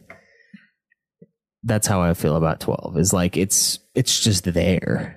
Like everyone's like, with the Fisherman's Horizon, like, oh, that's one of my favorite pieces. I have no idea what it sounds like. I have no idea what almost everything in 12 sounds like myself. And that... as far as a video game goes, It's like, what's the difference in the music between Rabanastre and Bujerba? And I don't know, can you point it out? In your head, can you think of it? I can think of Rabanastre's, but I can't remember Bujerba's. Yeah. Yeah, the music is pretty forgettable. Yeah, which is unfortunate for the series especially. But well, the plus side is there's no song that we horribly hated or like really hang on. Well, I mean, like there's always like one or two that gets annoying, but I mean there's not one that I can say specifically that I hated. Okay. Like like that one song from 8 in that town that was just yeah. The S-Star. Yeah, the S-Star theme. Oh my yeah, God. there's not a single song in there that I would say that is anywhere near that level. Okay, I would agree with that, but that ending theme song. Oh, well. I don't know why they do this. I don't know why. I don't like it. I haven't liked any of the ending theme songs. Now, I feel like we should have a crap rank of the theme songs. Okay, so... I know a lot of people love them, and I'm not going to tell you that your musical... Well, I am going to tell you that your musical taste sucks. It's all opinion, though, for music. But, obviously. you know, whatever makes you want to... Whatever gives you the feels or whatever touches you is what touches you. So whatever, but I fucking hate that shit. Yeah, and this one, it didn't even really fit the feel of the game. No, it didn't. Yeah. So like it was even worse than some of the others in that aspect. Not necessarily musically. It was whatever. I didn't like it, obviously, but it wasn't. It was no, you know what, which we will not mention because everyone's like, "Man, you're crazy." But Eyes on Me is the greatest song of all time. yeah, do you hear? But anyway, Stairway to Heaven. Yeah. No, but I don't know. I don't know why they do that. Billie Jean can suck my billy cock. Yeah. Eyes on just Me bad. is the best. Also, Atreyu. Yeah. Yeah, just lump those two together. I was thinking of Atreyu because someone messaged me about doing podcasts, and they were talking about how they were going to do like a podcast about post-hardcore bands, and they listed Atreyu, and he said no hate, so I got to put the hate on Atreyu there. Yeah, Atreyu sucks. There's a few good songs that they've released, but I'm not grabbing the bull by the horns. no, that's a horrible song. Fucking hate and that their version of Epic makes me want to destroy. It's horrible. Okay, it's almost as bad as Five Finger Death Punch's rape of House of the Rising Sun that just makes me want to cry. Five Finger Death Punch rapes every microphone even that comes across. Even their own music. Anyway, this song is pretty bad. I didn't care for it. I don't know. I don't hate it as much as the others, infamous ones with us, but I don't even know where to put it in the list if I made a crap list. I don't mind Steki Dane. No, that one was okay. I really fucking hate Eyes on Me. The fucking opening 10-2 bullshit. Yeah, that's pretty bad. That's down there also. What can I do for you or whatever? So would you put it mid-range then? Mid-range? I would put it above those two. Which at this point would be mid-range. I'd probably put it below Melodies of Life. I mean, Melodies of Life was okay. I still don't think Melodies of Life is a good song. I still think it's kind of not that great, but it's much more bearable than the other three songs that I listed. All right, yeah, that's fair enough. So it's weird when one of the best songs is Melodies of Life, and it's Yeah, well, it's not going to get any better than this. I know we got a listener named Gammon Stark who really likes that song. So I'm not gonna say that it's like the worst No, it's okay. It's.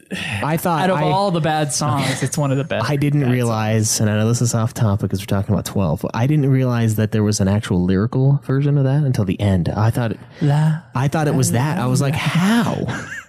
It sounds like some simpleton singing it. I don't know. It's weird. And I feel like it was supposed to be, she was actually singing it. I hope to God. So like, oh, she's got a beautiful voice. But she's over there, la, la, la. Like, yeah, maybe if she was singing, she would have a beautiful voice, but she's not. That's just making noise. Am I the only one who thought of a kid with like severe Down syndrome? Oh, God. Trying to catch butterflies in a field and singing that song. That's really messed up. But no, you're not. That is some really odd imagery right there. Well, now you're thinking of it? Yeah, and it fucking fits. I know, it's weird. Yeah, that was really odd. But yeah, I don't think musically it's... God, dude. Is it a butterfly net? Be like the opening intro to like a weird sitcom about the Down syndrome kid. I don't know. It sounds like something that they would put in Tropic Thunder, but sorry. I'm so that was the most insensitive thing said on this show. Probably. No, it's but yeah. It sounds funny to me.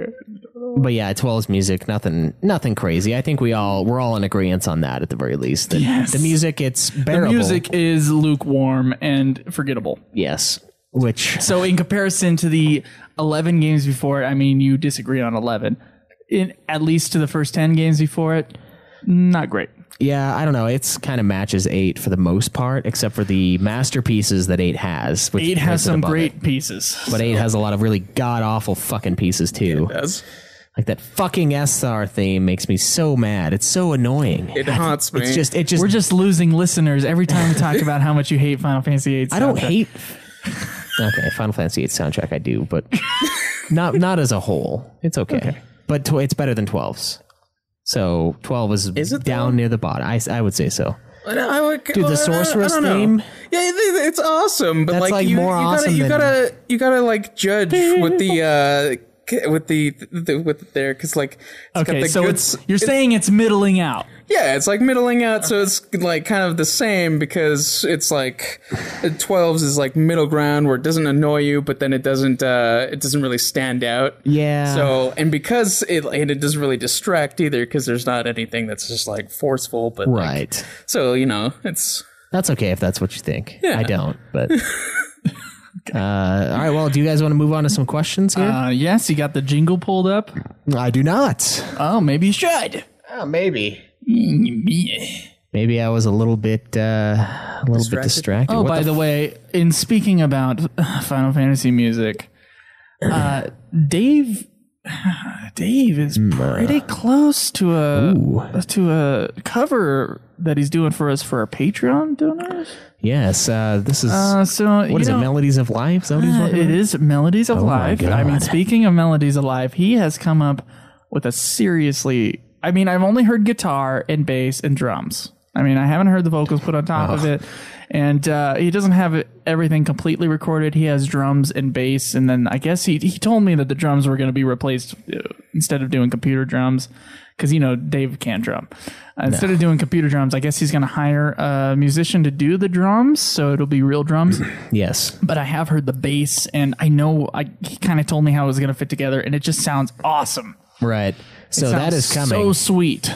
That is coming. He's obviously working on a new album, so it's hard to get him. But yeah, he is very busy working on the 15th. That everyone is paying for crowdfunded. Come on, totally gonna do it though. I think to get the awesome version of the CD. They had to get out of Roadrunner Records. I guess they weren't treating them very well. All right. Well, let's get on to some questions. All right.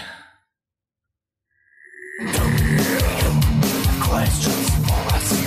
We would like to hear from you. Hear from you.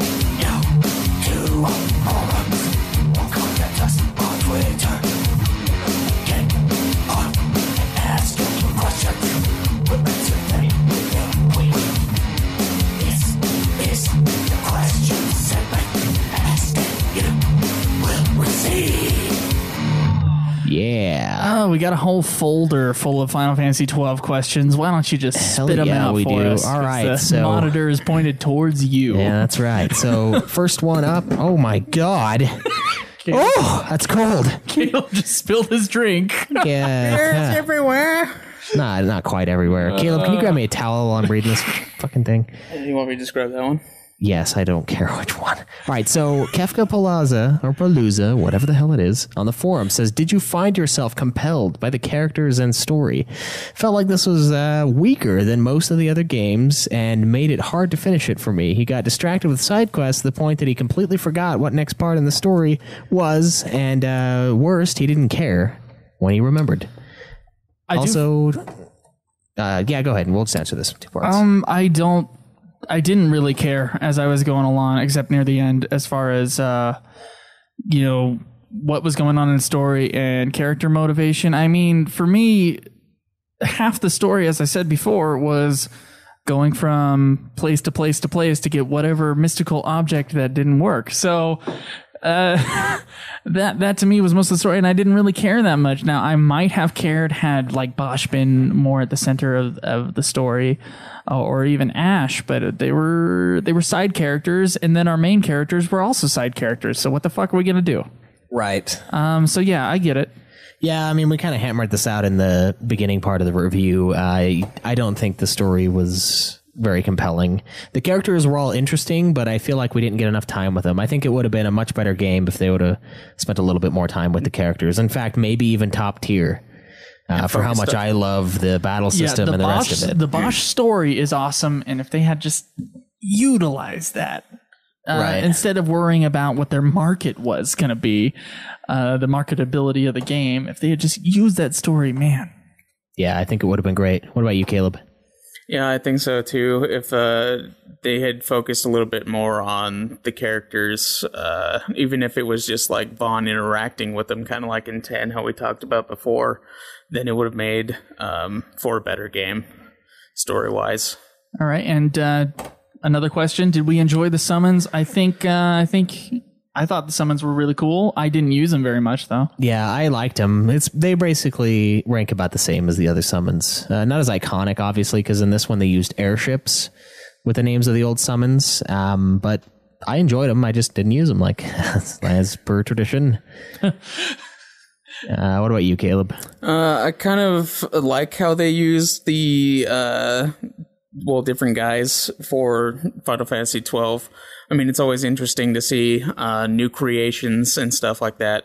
And I also enjoy how, since they were sticking with it being in the same universe as Final Fantasy Tactics, that they made them the same characters or creatures as from before. Yeah, that's cool. He likes the challenges that the different ones had. I enjoyed it too. I mean, some of it was really easy. Like getting the summons? Yeah, because they would disable a certain ability each time.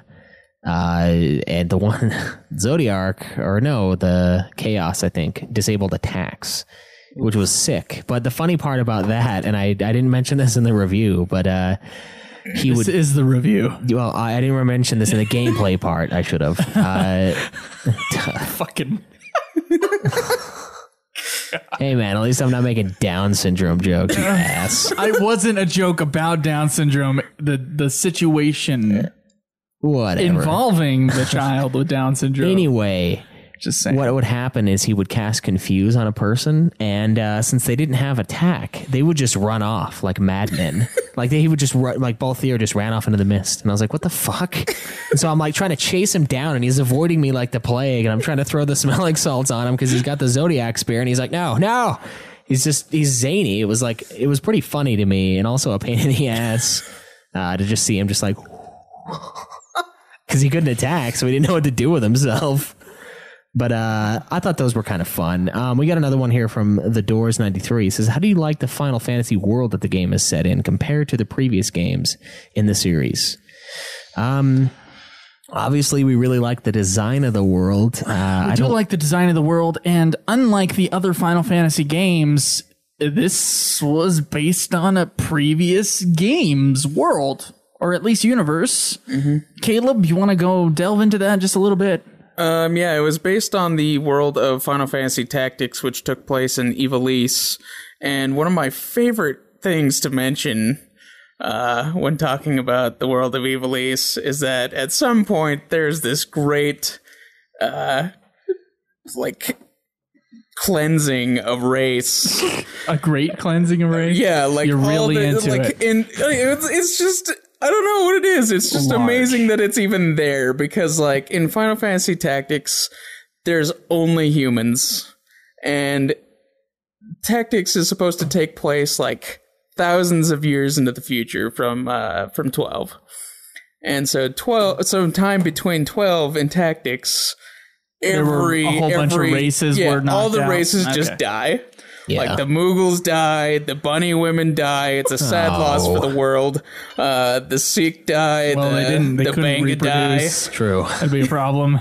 Oh, asexually. Oh my God. Dude, I don't Mixed know. with frog Two DNA. friends. Dude, I don't know. I think they just like pull in like dudes. They just kidnap a dude, make that guy their sex slave because they live forever or like a really long time. So they might as Right. well just take one guy, just make a bunch of babies, and then just kill him off. Well, you better have some good genes. Yeah. Yeah, well, obviously they're. There's definitely going to be some eugenics. eugenics involved, I'm sure. But I'm pretty sure that's just how that's going to go down. All right. I enjoyed the world. But yeah, And it's really cool that it was based on something else. I don't think every Final Fantasy game should do that. That's for No. sure. All right. So Krinatal asks, favorite thing to do in 12 or most liked thing? Fighting bosses. Yeah, you like the setup, the music. definitely. I would agree with that. I say boss fights are really fun. boss fights are always the best thing. Yeah. All right. That's Well, not always the best thing. I completely disagree with that. Yeah, there are some boss fights, But that are in Final disappointing Fantasy other 12 games, but especially- in 12 it's pretty they good. excel. Yeah. All right. So Ox Bellows says Balthier, coolest character in the series or just coolest character in 12? Ooh, nah, I think Shadow or Oron really have it above Oron is- Balthier. But Balthier, I do believe, is the, I don't know, He's pretty suave. coolest, suave, coolest character in 12. Yeah, I'd agree with that.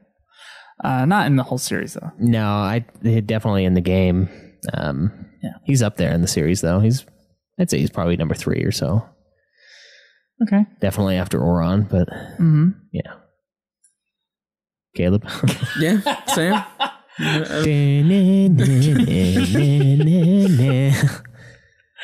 All right, so now time for some Shinru. What did you think of the music? Okay, we already went over that. Lukewarm. What is your favorite track? I like the intro, honestly. I think it's amazing. The regular Final Fantasy Yeah, theme? I think it sounds amazing in 12. I wouldn't count that as a Final Fantasy 12 All right, fine. piece of music. Well, they Maybe the remixed it Silica for it. Wood I thought was kind of cool. Like there was a remix of it that I put on a previous episode. That was a really good. I thought it was actually, yeah. cool. So maybe the Silica Wood. All right. I like Just that one a c- lot too. Just because I found a really cool remix for it. I thought Mount Bromosace was kind of cool too. It had like a kind of mysterious element to it. Does it have some of the coolest summon animations? It's up there. I don't know if I'd put it above 10. I wouldn't either. I But- thought they were good summon animations. They always are in the Final Fantasy series. I like 7's more even. 'Cause they're just epic. That's a very oddly worded question, Shinru. You're suggesting that it does have some of the coolest summon animations, and I don't think it does have some of the coolest. I think it has good summon animations. They look good, but they just kind of come in. But Yeah. yeah. I agree. 10s is above it, and I think not 13s, but 15s. One summon animation really blows it out of the water, and 7s are really cool, and 8s are really cool. I don't think 12s is really up there as far as summon animations go. They're good though. They're always good. Yeah. Always a high standard in the Final Fantasy series as far as summon animations go.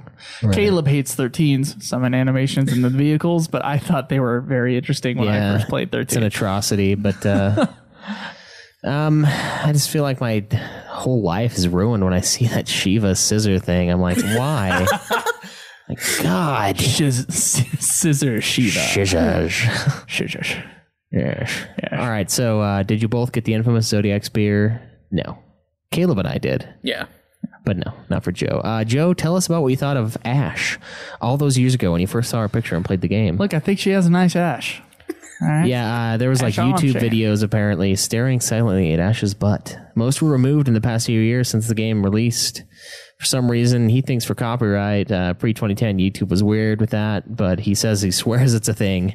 Favorite boss and hardest boss. Apparently, That is interesting. It's never gonna. We're never gonna know. I think Ash is if there was a girl in Ash cosplay, I don't know. She could be a 5 and suddenly she'll become an 8. Yeah. So, yeah.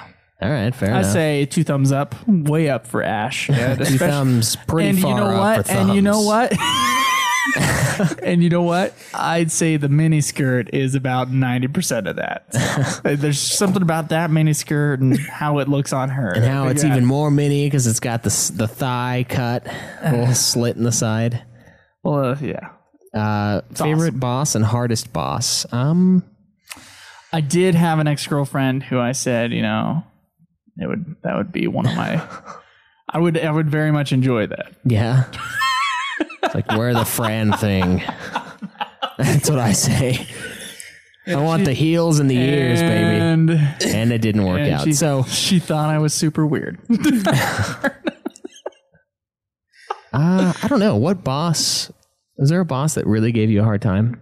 Obviously. Fuck yeah, Yzamat. Well, Yzamat. The very final boss actually killed one of my characters. Yeah, he killed me considering too. I was in the mid Didn't even 90s. touch me. I was soloing it with Bosch. But I wasn't even really trying. I was kind of doing everything, kind of automatic. And I was like, oh, he killed me. So Yeah.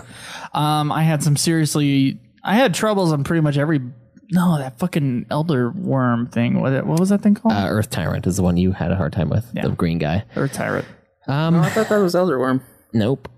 Isn't Elderworm the dragon that's covered in moss and stuff? Yeah, actually, I think it is. That one, yeah, it is elder worm. Yes. Caleb, you're screwing me up. Whatever. That guy, I obviously didn't have any problems with. I think, I don't know, man. There wasn't really, I don't even know if I lost at a boss fight except for Tiamat, Tiamat. But he wasn't really hard. He just got me with his abilities. Like it just took my party out to where they couldn't do anything and then they died. So I think Yzamat is the only difficult one that I had. Favorite Truly. dungeon? No, I hated all the dungeons I went to. Now, we can say hardest dungeon because I believe Shinru likes dungeons that are fucking pain in the ass. Yeah. Super difficult. I'd say Great Crystal is the most difficult Yeah. and painful dungeon you can go through. I don't, and you know what? And visually, it is really cool. Yeah. So I'd say as far as what dungeon I thought was the coolest looking, or what was the coolest was probably Great Crystal, but actually playing the Great Crystal was a pain. Yeah. I'd say that's probably, I don't know. I think the Hen Mines down deep is probably the hardest technically. It's because of the enemies you're fighting. Oh, the Lusu mines when you're going to get the extra stuff was kind of cool to go through. Yeah, that looked really good, huh? When you went and got Gilgamesh and all that. And it was like, oh, there's more. Like, Yeah. it was Like interesting. added stuff, yeah. Yeah. All right, fair enough. My favorite, as far as the dungeons go, probably the last one. I thought it was cool. It wasn't very long, No, it was like 2 seconds. I'd but say it that looked too. awesome. What are your favorite boss theme? There's only 2. There's the final boss theme with Vane. As far as I know or noticed, there's only 2, and then there's the regular boss theme. The final one is awesome. The final one is pretty cool. The final hour or two of the game is incredible. What are your thoughts on the final boss and final dungeon and music theme for those? Fantastic. Final dungeon I thought was really oddly short for a Final Fantasy game. Yeah. Kind of like FF10's, where it just kind of went up there. It's just there. It's really quick. 7th is pretty short too. 7's Not quite as is short. not quite as short, and 7's is very challenging. I Yeah, think. if you get at there least, if in you're time. not doing a shit ton of other stuff. How do you compare them to other Final Fantasy dungeons and final bosses? And music themes. I'd say lesser. Yeah. Maybe not dungeon design, but final dungeon and final bosses and music themes.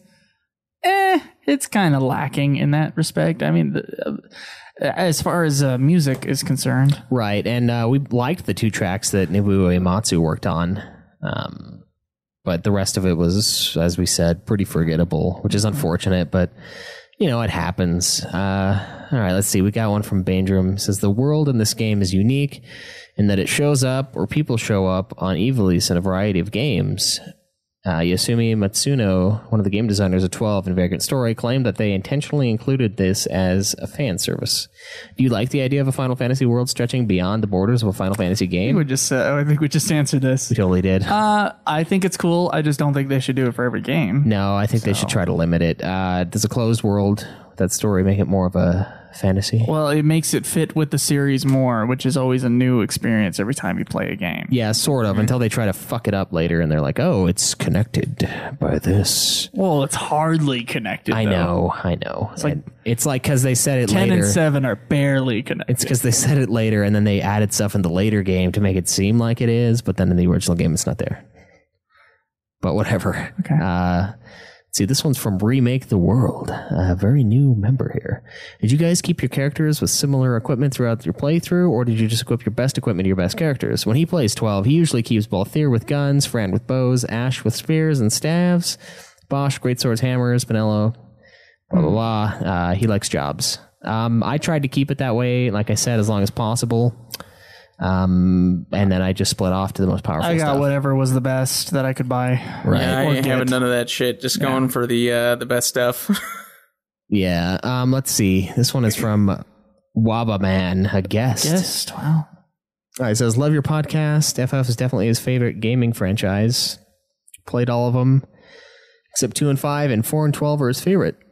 Played the hell out of 12. Over 100 hours of playtime. Cleared all the hunts, elite hunts, Yasmat. Most satisfying boss by far of the non-online games. His question is about the Zodiac Spear. I don't know if he was hunting snipes or what. He, of course, opened one of the chests. He wasn't supposed to, but at the time, he read several places on the internet saying there was a second chance to get the spear, a chest that might spawn at the end game of the area. Only had like a 2% chance, incorrect, 0.1% chance of having the spear. By zoning in and out of the area, checking repeatedly for hours, I got most of my characters to level 99. Have you ever heard of this rumor or tale? Yes, it's true, but there is a way to manipulate the random number generator in the game to get the Zodiac Spear every time. So look that up. Yeah, and Please, apparently God. you can get it multiple times and even possibly equip all 6 of your characters with one. Easily. Yeah. I saw a guy with 99 in his inventory. Oh my God. Yes. And he's like, you just got to keep doing it. Well, obviously. Yeah, so fantastic. This one is a question from Stolas with an awesome owl thing going on. So a question that pertains to the bios of the Espers. So it's confirmed that Chaos, Medius, Fanfret, Zeromus, and Exodus are supposed to be a direct reference to the first 5 main antagonists of 1 through 5. Garland is Chaos, Emperor, Cloud of Darkness, Zemus, Zeromus, and X-Death. Yeah, do you think the others were based on antagonists of 6 and 11? This is a question for the guy who got all the summons. Yeah, I don't know. I didn't connect them at all to any of the earlier ones. I guess Cloud of Darkness is kind of, yeah, I guess there is a connection. I just never even put it together. I just was like, well, they're separate games, so I don't care. Kind of seems like Final Fantasy. Let's continue. Yeah, there are hints with the bios that faintly summarize the intent of each antagonist from 6 and 11 and hints the locations that they are found. Like, for instance, Hashmal, the lion-looking guy that you beat in the Pharaohs, mentions in his bio about a 1,000-year war between the Espers and the gods, which is mentioned nowhere else. And Zalira, the guy with the naked woman on his arm, has one wing, awesome, found in Terminus 7 in the Barhane Passage. And his bio mentions him trying to absorb souls to gain power. Your thoughts? That's very interesting stuff. I know that 12 at least referenced other games through Gilgamesh. Yeah. I didn't know about those other things, so that's all new to me. So those are my thoughts. Kuchulan, he says, Kefka, Zalira, Sephiroth, Ultima, Ultimacia, Shemhazi, Kuja, Hajmal, Jekt, Adramalesh, Ragaram, and Shadow Lord. Interesting. That's pretty cool theories. I'm going to have to look more into that, actually. Right, Well, Chuchulan and some of the other characters were direct summons or the demons that you fight in tactics. So I wouldn't probably place him as being a reference to other bosses from other games. All right, fair enough. This is a question from Light Sage. How do you feel about bosses that let you leave the fight, heal up at a save point, and then go back to pick up fighting him? I was able to beat Yaizamat at early levels by constantly leaving and spamming quickenings and summons.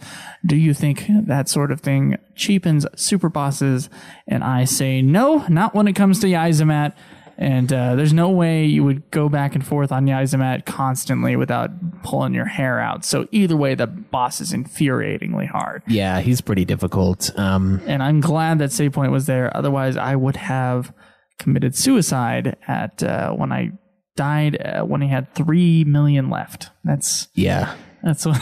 I'm glad I got out and saved. I would have committed suicide instead of the achievement being like, is well, taking out the I'm only super boss. losing. I only lost 1 hour of my time instead of 5. So right. Yeah. I'm cool with it. I mean, it does kind of cheapen it, but they would just have to nerf the guy a little bit. I don't know about that. I mean, the achievement is taking it out, not the way you do it. Okay, so we got a question here from Judge Gabranth. Nice. Who asked a couple questions that we already answered, but here's one here. What's your guys' favorite character? Ooh.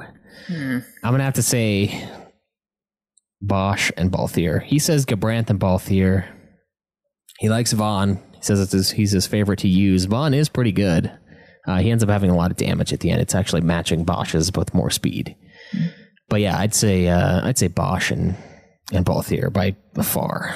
And what's the worst place to grind in, you think, as far as XP? Just how awful it is to be there. I'd say Great Crystal. I'd say Great Crystal too. At least with the Hen Mines, I can kind of get out. A lot of status effects. Oh my god, though! On the way back from Zodiac, I was level grinding, right, and one of the bats confused one of my guys, and I lost a few characters to Zodiac. But I was like, well, I'll just be able to fight my way back. It's not a big deal. And one of my guys got downed, and then the other one got confused, killed the other person, and then the third person died, and all I had left was Pinello. And I was like, oh my god, this is going to happen to me. Like, I just did 2 hours of stuff, and then I made it out. So that area is rough, but Great Crystal is a skull fuck of confusion, so easily the worst. All right, well, next page of questions. Yeah, we can't talk about that yet. We'll let you know, though, Judge Gabranth. Don't you worry. Okay. More Gabranth. Looks like this became a commenting section now. All right, so this All right, is... what is the major difference between... this is from Sniper912, which we haven't seen on the forum for a while. It's true. And we'll get to his question in a second. What's the major difference between the two versions? I know there's a Zodiac system that changed, apparently made it harder, but I was wondering if they did extra bosses and drops, etc. in the two versions of 10? Like the two versions of 10. Oh. Do you know which version is considered the standard version from Square? I'm pretty sure 12, since it was released everywhere. I don't know. A lot of people really like the Zodiac system. I want to try it. I know some of the Rare game, it's fought in like a stage battle setup. So like you go through different stages. Because I've noticed when I was doing all my Rare game hunting that it's like this area or stage blah, blah, blah, along with blah, blah, blah in the Zodiac job system. So I'm like, what is that? Is that like an arena? Because that sounds awesome to me. Where you just like go and like you get a different stage and fight a Rare game and kill it that way, which is way, way better than what I had to do. So I don't know yet. As of right now, I'd probably say 12 regular. If they release an HD, I think it's going to have to be the Zodiac job system. I think they'll probably have one where you can play either version. Right, like just in like Final 10. Fantasy X. And, Yeah. Okay. I think the major differences between the two are that there's job systems, obviously, in the international Zodiac job system, but then there's also like 12 license boards, one for each job that you're allowed to go through on that one. And I'm not sure what the other differences are, but I know that one's like one of the biggest and most major difference. Right, you would probably enjoy the license board a lot more in that version because it tailored to what choice you went with as far as the role. It would be more useful, I'm certain. But That's interesting. I don't know too much about it myself. We got a question here from CLC Squeegee 04. I'm not going to read it all, but he's talking about how there's a trope in RPGs called Guide Dang It, where you wouldn't know about something in the game had you not have a guide, such as only getting the Zodiac Spear if you didn't open certain chests throughout the game. And how do you feel about that? Do you think that's a fair thing to do, or what? I don't know. It's kind of a cheap blow, but there's so much stuff in these games that most people are going to look things up once they've exhausted their ability to just figure it out. And I mean, if you wrote down everything that looked important, that's in golden writing or whatever, you could probably do everything in this game, but no one's going to do that because you're going to have to talk to every NPC just to ensure it. Yeah, I think there's a lot of stuff that is kind of like that with the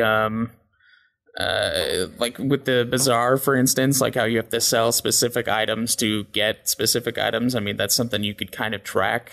But then again, like the Zodiac Spear, only selecting certain chests, I don't think it's that cheap, but because like you can get a great sword that gives you 140 attack, where the Zodiac Spear gives you 150. So it's like, I mean, it kind of evens it out, and there's like the second best weapon you can. So you're not missing out on too much. Yeah, you're not missing out on too much, and it's still gettable. And then there's even like another great sword that you can get just by beating like Yzamat and a few of the extra bosses. And then that one's like 130, and then gives you like a holy element on top of that, so giving you bonus damage. So okay. I mean, like there's you're not really missing a whole bunch, but it's kind of a cool thing that you have to do something specific to get like this great weapon, and the fact that you can get it really early is also a pretty sweet thing. Okay, a little different feelings on that. I don't like it. I think it's cheap, yeah, but I don't think it's that big of a deal. But I think it is a cheap shot at the end. I think it's really stupid, but whatever. Okay, we got another question here from YRP, who's another guest. Question that pertains to the story of FF12. I feel this is as the first story from a Final Fantasy to focus more on political turmoil over the usual high fantasy bad guys. For the most part, Vayne Solidor is not the Kefka, Sephiroth, or Kuja crazy madman intent on destroying the world. Sorta. He is a tactical genius that manipulates people and circumstances around him to benefit himself and Arcadia. For example, his well-planned coup to take full control of Rabnester, or the framing of the Senate for the death of his father, altogether very different antagonists for Final Fantasy. And on the hand of the protagonist, we see Ash, who struggles with the thirst for power, just as strong as Vayne, chasing all over the world for stones of power she has no clue how to use for the sake of vengeance. I feel these characters would have been better served in a Game of Thrones book than in a Final Fantasy series. So my question to you all is, do you personally think political dramas have a place in Final Fantasy, or should Square have stuck to traditional fantasy storylines that were more successful in the past? Vayne Solidor was being mind controlled by Vana, or not mind controlled necessarily, but he was being directed by not the whole time though, godlike being, at least near the end. Yeah, at the very end he was. After Sid dies, so he did a lot of that stuff. So I don't think it's solo. I don't think it's unlike Zeromus in Final Fantasy IV. No, not completely. So I do think it fits. I think there was some political drama with Kefka also in Final Fantasy VI. I mean, it's not as it's very basic. It's not as in your face as Final Fantasy 12 with the politics of the whole situation. Personally, I thought that part of the plot, I forgot to talk about this in the story section. I personally thought that part of the plot was more interesting to me. All the bad guy stuff, all the political stuff was more interesting to me than what the main characters were going through, searching for whatever piece of whatever. Right. I kind of agree with that. I think it works just fine. I don't think it needs to be any different as far as the story goes. I mean, they could have done more with the characters, more interesting backstory, but I think the political aspect of this game was awesome. I didn't have a single problem with it. I don't know, Caleb, Craig? Yeah, I felt the same way. I think the reason that you may have felt that it was lackluster or should have belonged in a book is because of the way that it was portrayed by not having too much backstory or playing into the political part of the story as much. But other than that, I think it really does fit in, and it's does really well. All right, so we're pretty much in agreement. I think it'd be great if they expounded more on it, but did a better job. Yeah, I'd say. All right, so I think it's time to talk about the legacy of the game. Alrighty.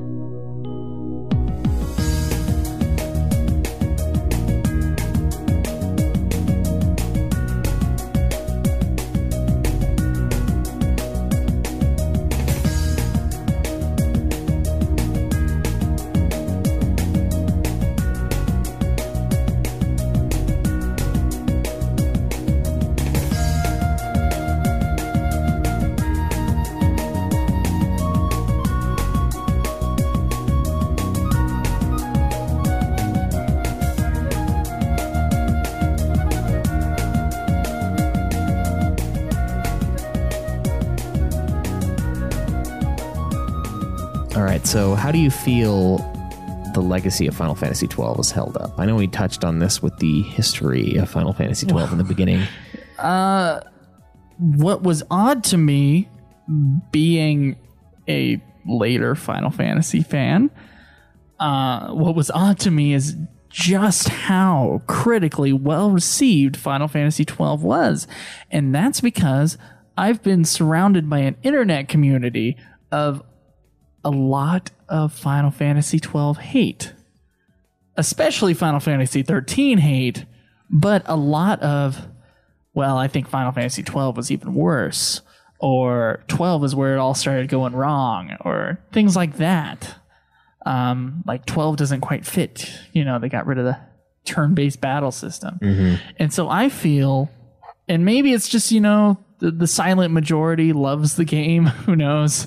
But I feel that its legacy has been tarnished by longtime fans of the Final Fantasy series who were disappointed in how possibly different they felt Final Fantasy XII was. But in the context of the whole series, as we've been going through it, 1 through 12 now, including 11, it is very much closer to what Final Fantasy is in those first 10 games than 11 was. In fact, it's tapering down from 11's departure of what made a Final Fantasy.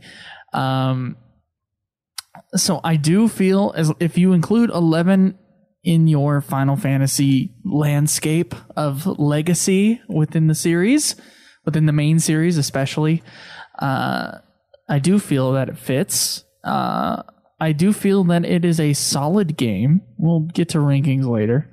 And I think it does have a place there, although I can see why, after coming from Final Fantasy X, if you didn't play 11, and just how great Final Fantasy X was, I could see as a fan, and I feel as a fan, how the letdown that Final Fantasy XII is from that. Yeah. I mean, it's kind of a similar feeling after playing 7 when you pop 8 in, at least for me. For you, yeah. Because I played 7 first, and back in the day before we did the show, I tried to play 8, and I was like, I can't do it. I could see that being the same situation with 12. I think it's a great game on top of everything. I think it's, I really enjoy it myself. But yeah, the legacy, it is tarnished. It's a divided Final Fantasy. Not quite as heavily, I don't think, as 13, but I feel like a lot more people played 13, so it's the first one on the PlayStation 3. Those are always the biggies. The first one on a console will always be the biggest. That could play a part in it, but even just by itself, I do feel like the legacy is tarnished, and I feel like a lot of it is probably because people didn't play 11, like actual fans of the Final Fantasy series. A lot of them just didn't even touch 11 because they're like, well, it's an MMO. It's a bastard. Yeah, it doesn't count. We don't need to play it. So I feel like they missed the jump that 12 did from 11, and I feel like that's probably the biggest thing that ruins its legacy, other than some of the issues the game has itself. I would say probably the shadow of the gap between 10 and 12. Yet as a game, it seems to hold up for at least gaming publications that are, I think, judging it as a game and not necessarily as a Final Fantasy. Right, which I kind of think you should do because it is a game. You probably should. But it's not how it always works. I don't know. Caleb, Craig, how do you feel like the Final Fantasy community or the community at large, how do you feel that this game has been, how it's been talked about, how people feel about it? How it holds up in the legacy of Final Fantasy as a whole? Or of itself, the legacy of Final Fantasy 12. I'm not really sure. Mostly because I feel like the people who play it don't like it because it's too different from previous Final Fantasies, but I think that's exactly what makes it Final Fantasy. Final Fantasy is a series that likes to take the RPG, like the normal RPG, and then try to do different things with it, whether that be with story-wise or battle system-wise. I know that even though they've generally stuck to kind of a turn-based system, and they moved to the active time battle that was sort of that kind of kept the feeling of kind of the turn-based, but they kept trying to move on and do different things, and I think that's really helped it. And they're moving on with doing that more with like 13 and 15. They're continuing to try to do different things, and it's good that they go back to attack the active time battle or the turn-based system. But I think that the other problem is that not too many people have played it, and it's probably because it's a limited game where it's only being on the PS2 and not available for the PC or PS4 or anything like an HD remake would probably fix, and it would probably become a much more played game and probably well received. Again, being that there's a lot of trophy hunter people who would like to tackle a game that big. And then for those Skyrim fans out there, there's tons of extra shit to do. Yeah. Oh yeah. And so it would be like kind of like a new release, because all these people would be able to play this game that they've never even seen before or played before. Right. With the wider range of playability. I think it'll get better in time too. I think it'll be more appreciated as people just accept that Final Fantasy is different now. Okay. It's probably never going to go back to what it was. All right. So we got some short reviews from some of our forum members. So we'll get you guys the opinions of some other people real quick. Kefka Palaza said, I would rank it 5th out of the 11 main FF games I have played. He says, unlike the Gambit's, he likes the Gambit system and the more open world system than some of the games with a lot to do and explore, and found the hunts very fun. The only thing he disliked is how the story itself was weaker than many of the other games, as well as the villains compared to many other lacked character. The first 2 playthroughs, he didn't even finish it. Unlike 7, 6, 10, and many others where the villains and the stories compelled you to see it to the end. Okay. Okay. Fair enough. We got one here from the Doors 93. He says his ranking goes 10, 7, 9, 12, 4, 8, 3, 2, 1, 13. Ooh. I have not played 5 or 6. Yeah, I know. I need to get around to it. And I have not played any of the MMOs. I honestly love 12. Although I do believe the story and characters are lacking, I find many aspects to be great. The battle system, the world itself, weapon and armor system, and the Esper collection all rank highly as some of my favorites that the series has to offer. Shinru says he never beat 12. Still waiting for that HD version. Okay, fair enough. Chocobo Chica, still working on 12. She will finish it someday. Doesn't really care for the story, and that's the only reason why I don't feel compelled to play it. I like a good half of the main party, Fran, Ash, Balthier. The Gambit system and license board is really unique, and she likes the hunts. It does rank pretty low on her list out of the main series games she's played, second to last. What's last? Probably 1. Yeah, no, A lot of people hate 2. Okay. Stola said, I mean, that's just what I remember hearing her say she hated 13. Yeah, I think 13 is the bottom. I think 13 is the bottom for her. Okay. Stola said the battle system is amazing, and that was by far my favorite part. Was not a fan of the license board. Characters could too easily be the same. Oh, well, that's not why I hate the license board, but still. I love a person who hates that license for it. Story was meh unless you are really into Star Wars. Yeah, totally. And I felt it does have a sort of Star Wars feel. I feel that whole series might have does. to be more with the design than anything else. Although the connection to Hidden Fortress that Caleb Gray talked about was that's a tell. And I felt it was much shorter than FF10, maybe because it was less compelling. It's talking about the story. Animation and voice acting was pretty solid. They actually had people eating in 2006. I was blown away. Not sure what that means. Designs for environments and characters were insane back in 2006. That being said, despite how huge the cities were, there wasn't much to actually do in them other than buy armor and magic. All those NPCs, barely anything to do. Kind of sums up the game. Crap ton of detail on the exterior, barely anything in the interior. The amount of side quests was sickening.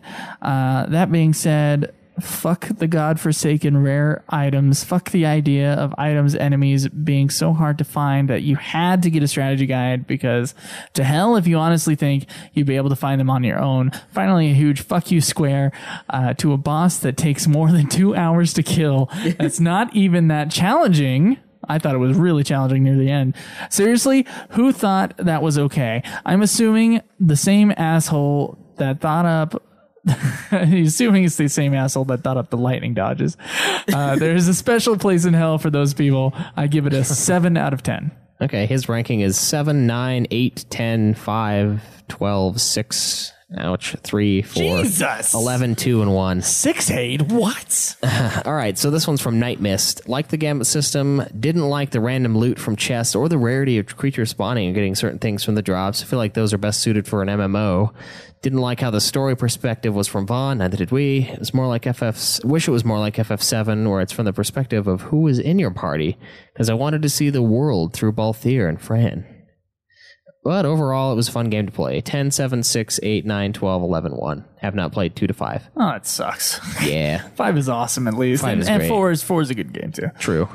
All right. Judge Grant says, great game, great story, great characters, and the difficulty is a model a lot of other RPGs could take note of. You can complete 12 in a relatively quick, but if you want the best gear and the ability to exploit the best tactics, you must do the side stuff, which is amazing. Like the original FF, I like how you can venture into areas that you shouldn't be in.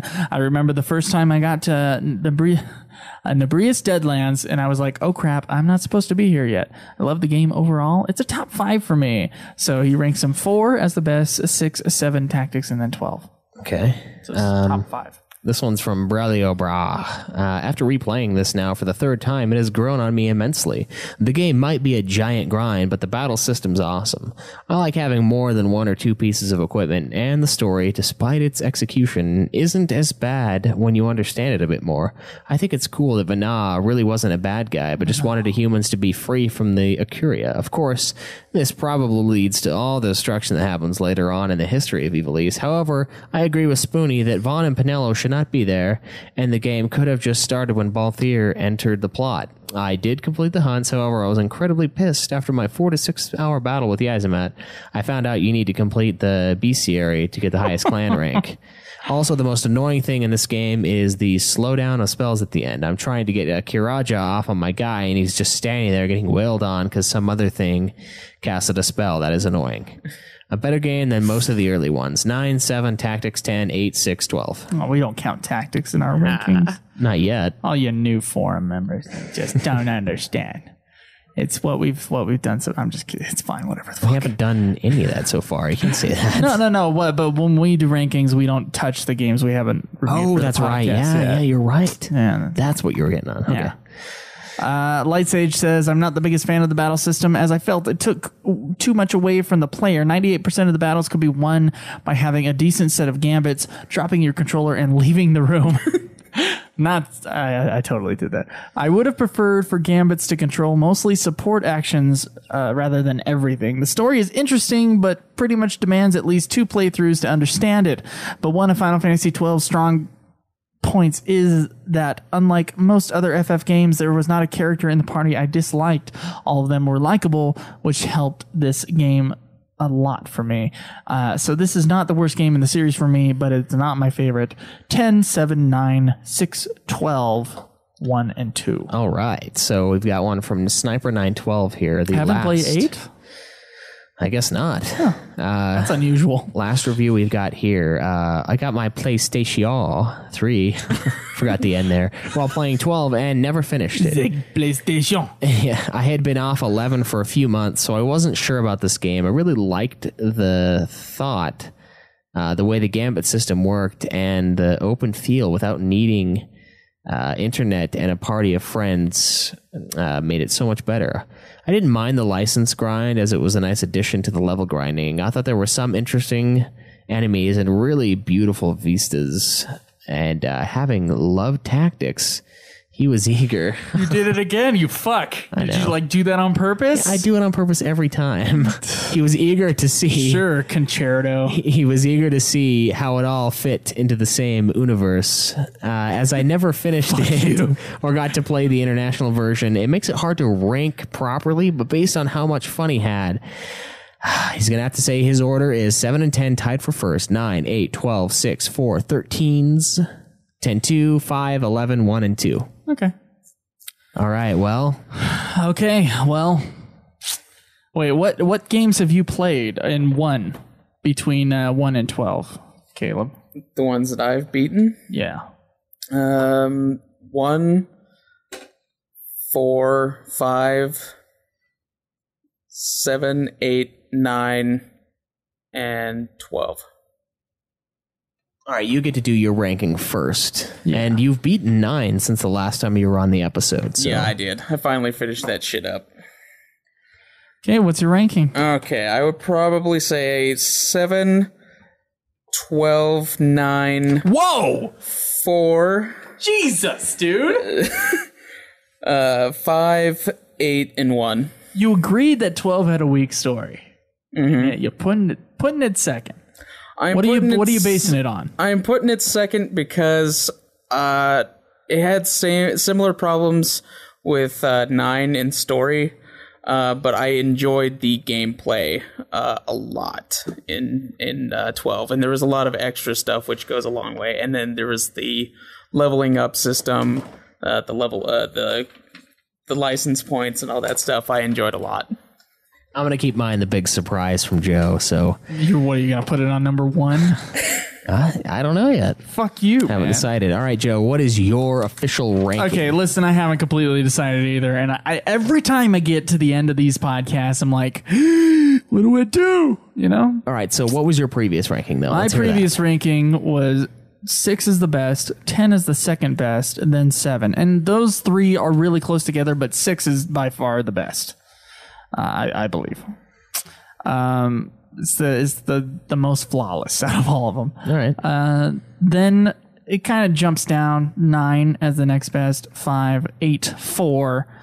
Then 11, as we found out last time. 2, 3, and 1. Okay. Now, here's the thing. I know it's kind of mid-range for me. I already know that. It's definitely not 6, 7, or 10. I don't think it's better than 9, but I'm looking here at 5, 8, and 4, and I'm wondering, is it better than 4? Maybe. Maybe it's better than 4. Is it better than 8? Maybe. It might be better than 8. Is it better than 5? That's a difficult one for me, because 5 is... It was such a surprise for one. It was such a surprise because I heard that 5 sucked before I played it, and that was so wrong. Yet 5's story in the first half was kind of like how 12's story in the first half was not good, or at least not where I cared. It wasn't good in 5. Oh God. All right. Well, as much love as I have for Final Fantasy VIII, and it's all like in my heart as like the game that started me on Final Fantasy, there are so many plot holes in Final Fantasy VIII, and there are so many issues with the leveling up and overusing the draw system and just kind of that monotony. but I don't think the gameplay is as good as 5, nor do I think the story in the way that it's told in Final Fantasy 12 is as good as 5. So it is going right in between them. All right, so right in between 5 and Okay. 8. My new ranking is 6, 10, 7, 9, 5, 12, 8, 4, 11, 2, 3, and 1. Did you think I was going to rank it lower? Yeah, I was did. convinced you were. I thought you were going to be a dick to it. Well, I was until I did extra stuff, and then I was like, okay, this game ain't too bad. Yeah. And then I beat the game because I was thinking I was going to put it lower based upon up to Guru Vagan. Yeah. Past that, though, it got pretty good. So, Well, mine's going to be kind of close, I think. oh, fuck you, man. We've been through this like 60 times. I don't like how my rankings are so similar to yours. Well, I don't like it. it's not going to be quite the same. Why can't you just be like I don't know, like some 12 Nazi. I like 12, but my rankings right now are 7, 6, 10, 9, 5, 8, 4, 11, 2, 3, and 1. And I think I'm going to put 12 just above 9. And I realize Why is that? that's semi-blasphemous, but 9 and 12 had similar issues with me. When it came time to being like, all right, well, let's do this episode, I'm like, oh God, what happened in the story? I'm like, I liked it. Like, the story was okay, but like, it's just not, it didn't have a very big impact on me. It's okay. There's easily a gap between 10 and 12. Like, we're talking gap, okay?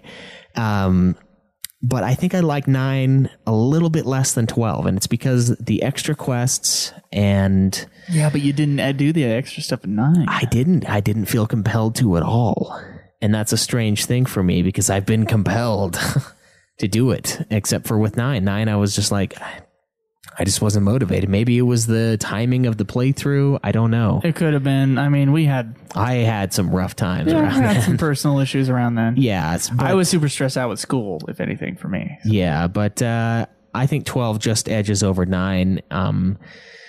Definitely not because of the soundtrack, but because of the gameplay itself. I liked what I could do with 12, and I thought, Yeah, 9's gameplay is really slow and clunky. yeah, and 12's is pretty fast, and the limit breaks in 9 were so annoying to me. But I think it just barely edges over 9, and that's it. Yeah. All right. So that's a little bit of So difference. 7, 6, 10, 12, 9, 5, 8, 4, 11, 2, 3, 1. Yeah, but our last Our last like 5. 1, 2, 3, 4, 5, 6 games are identical. Yeah. Yeah, we go 8, 4, 11, 2, 3, 1. Yeah. Bullshit. Well, Bullshit. it is what it is. It is what it is. Don't worry. There's still 13 coming up. There is 13 coming up. Oh, man. I don't know how it's going to be because like we have different opinions going into 13 and we had different opinions. I don't want to have that affect my view of the whole thing. I don't think it did for 12. I mean, for 12, I had a really negative view going into 12, and I had to really think about it. I'm like, okay, get your head out of your ass with your first playthrough and how bullshit that was. And let's really think about this game and how it fits within the series as far as your ranking is concerned. And let's really think about this. And I thought about it for a long time. I mean, I just made my decision, but I did think about it for a long time, and I thought about what were the good qualities of 11, what parts of 11 of 12, and what parts of 12 did I really think I was having fun with, and what was good, what was bad, and right. And at the end of the day, I mean, it's a battle between how good was the story versus how fun was the game. It's a video game. It's not supposed to be a movie. I feel like I could rank them by gameplay real easy. Oh yeah, gameplay it would be different of a list too because the story it's like a weird internal algorithm. Then you can think of which story probably affected you more, right?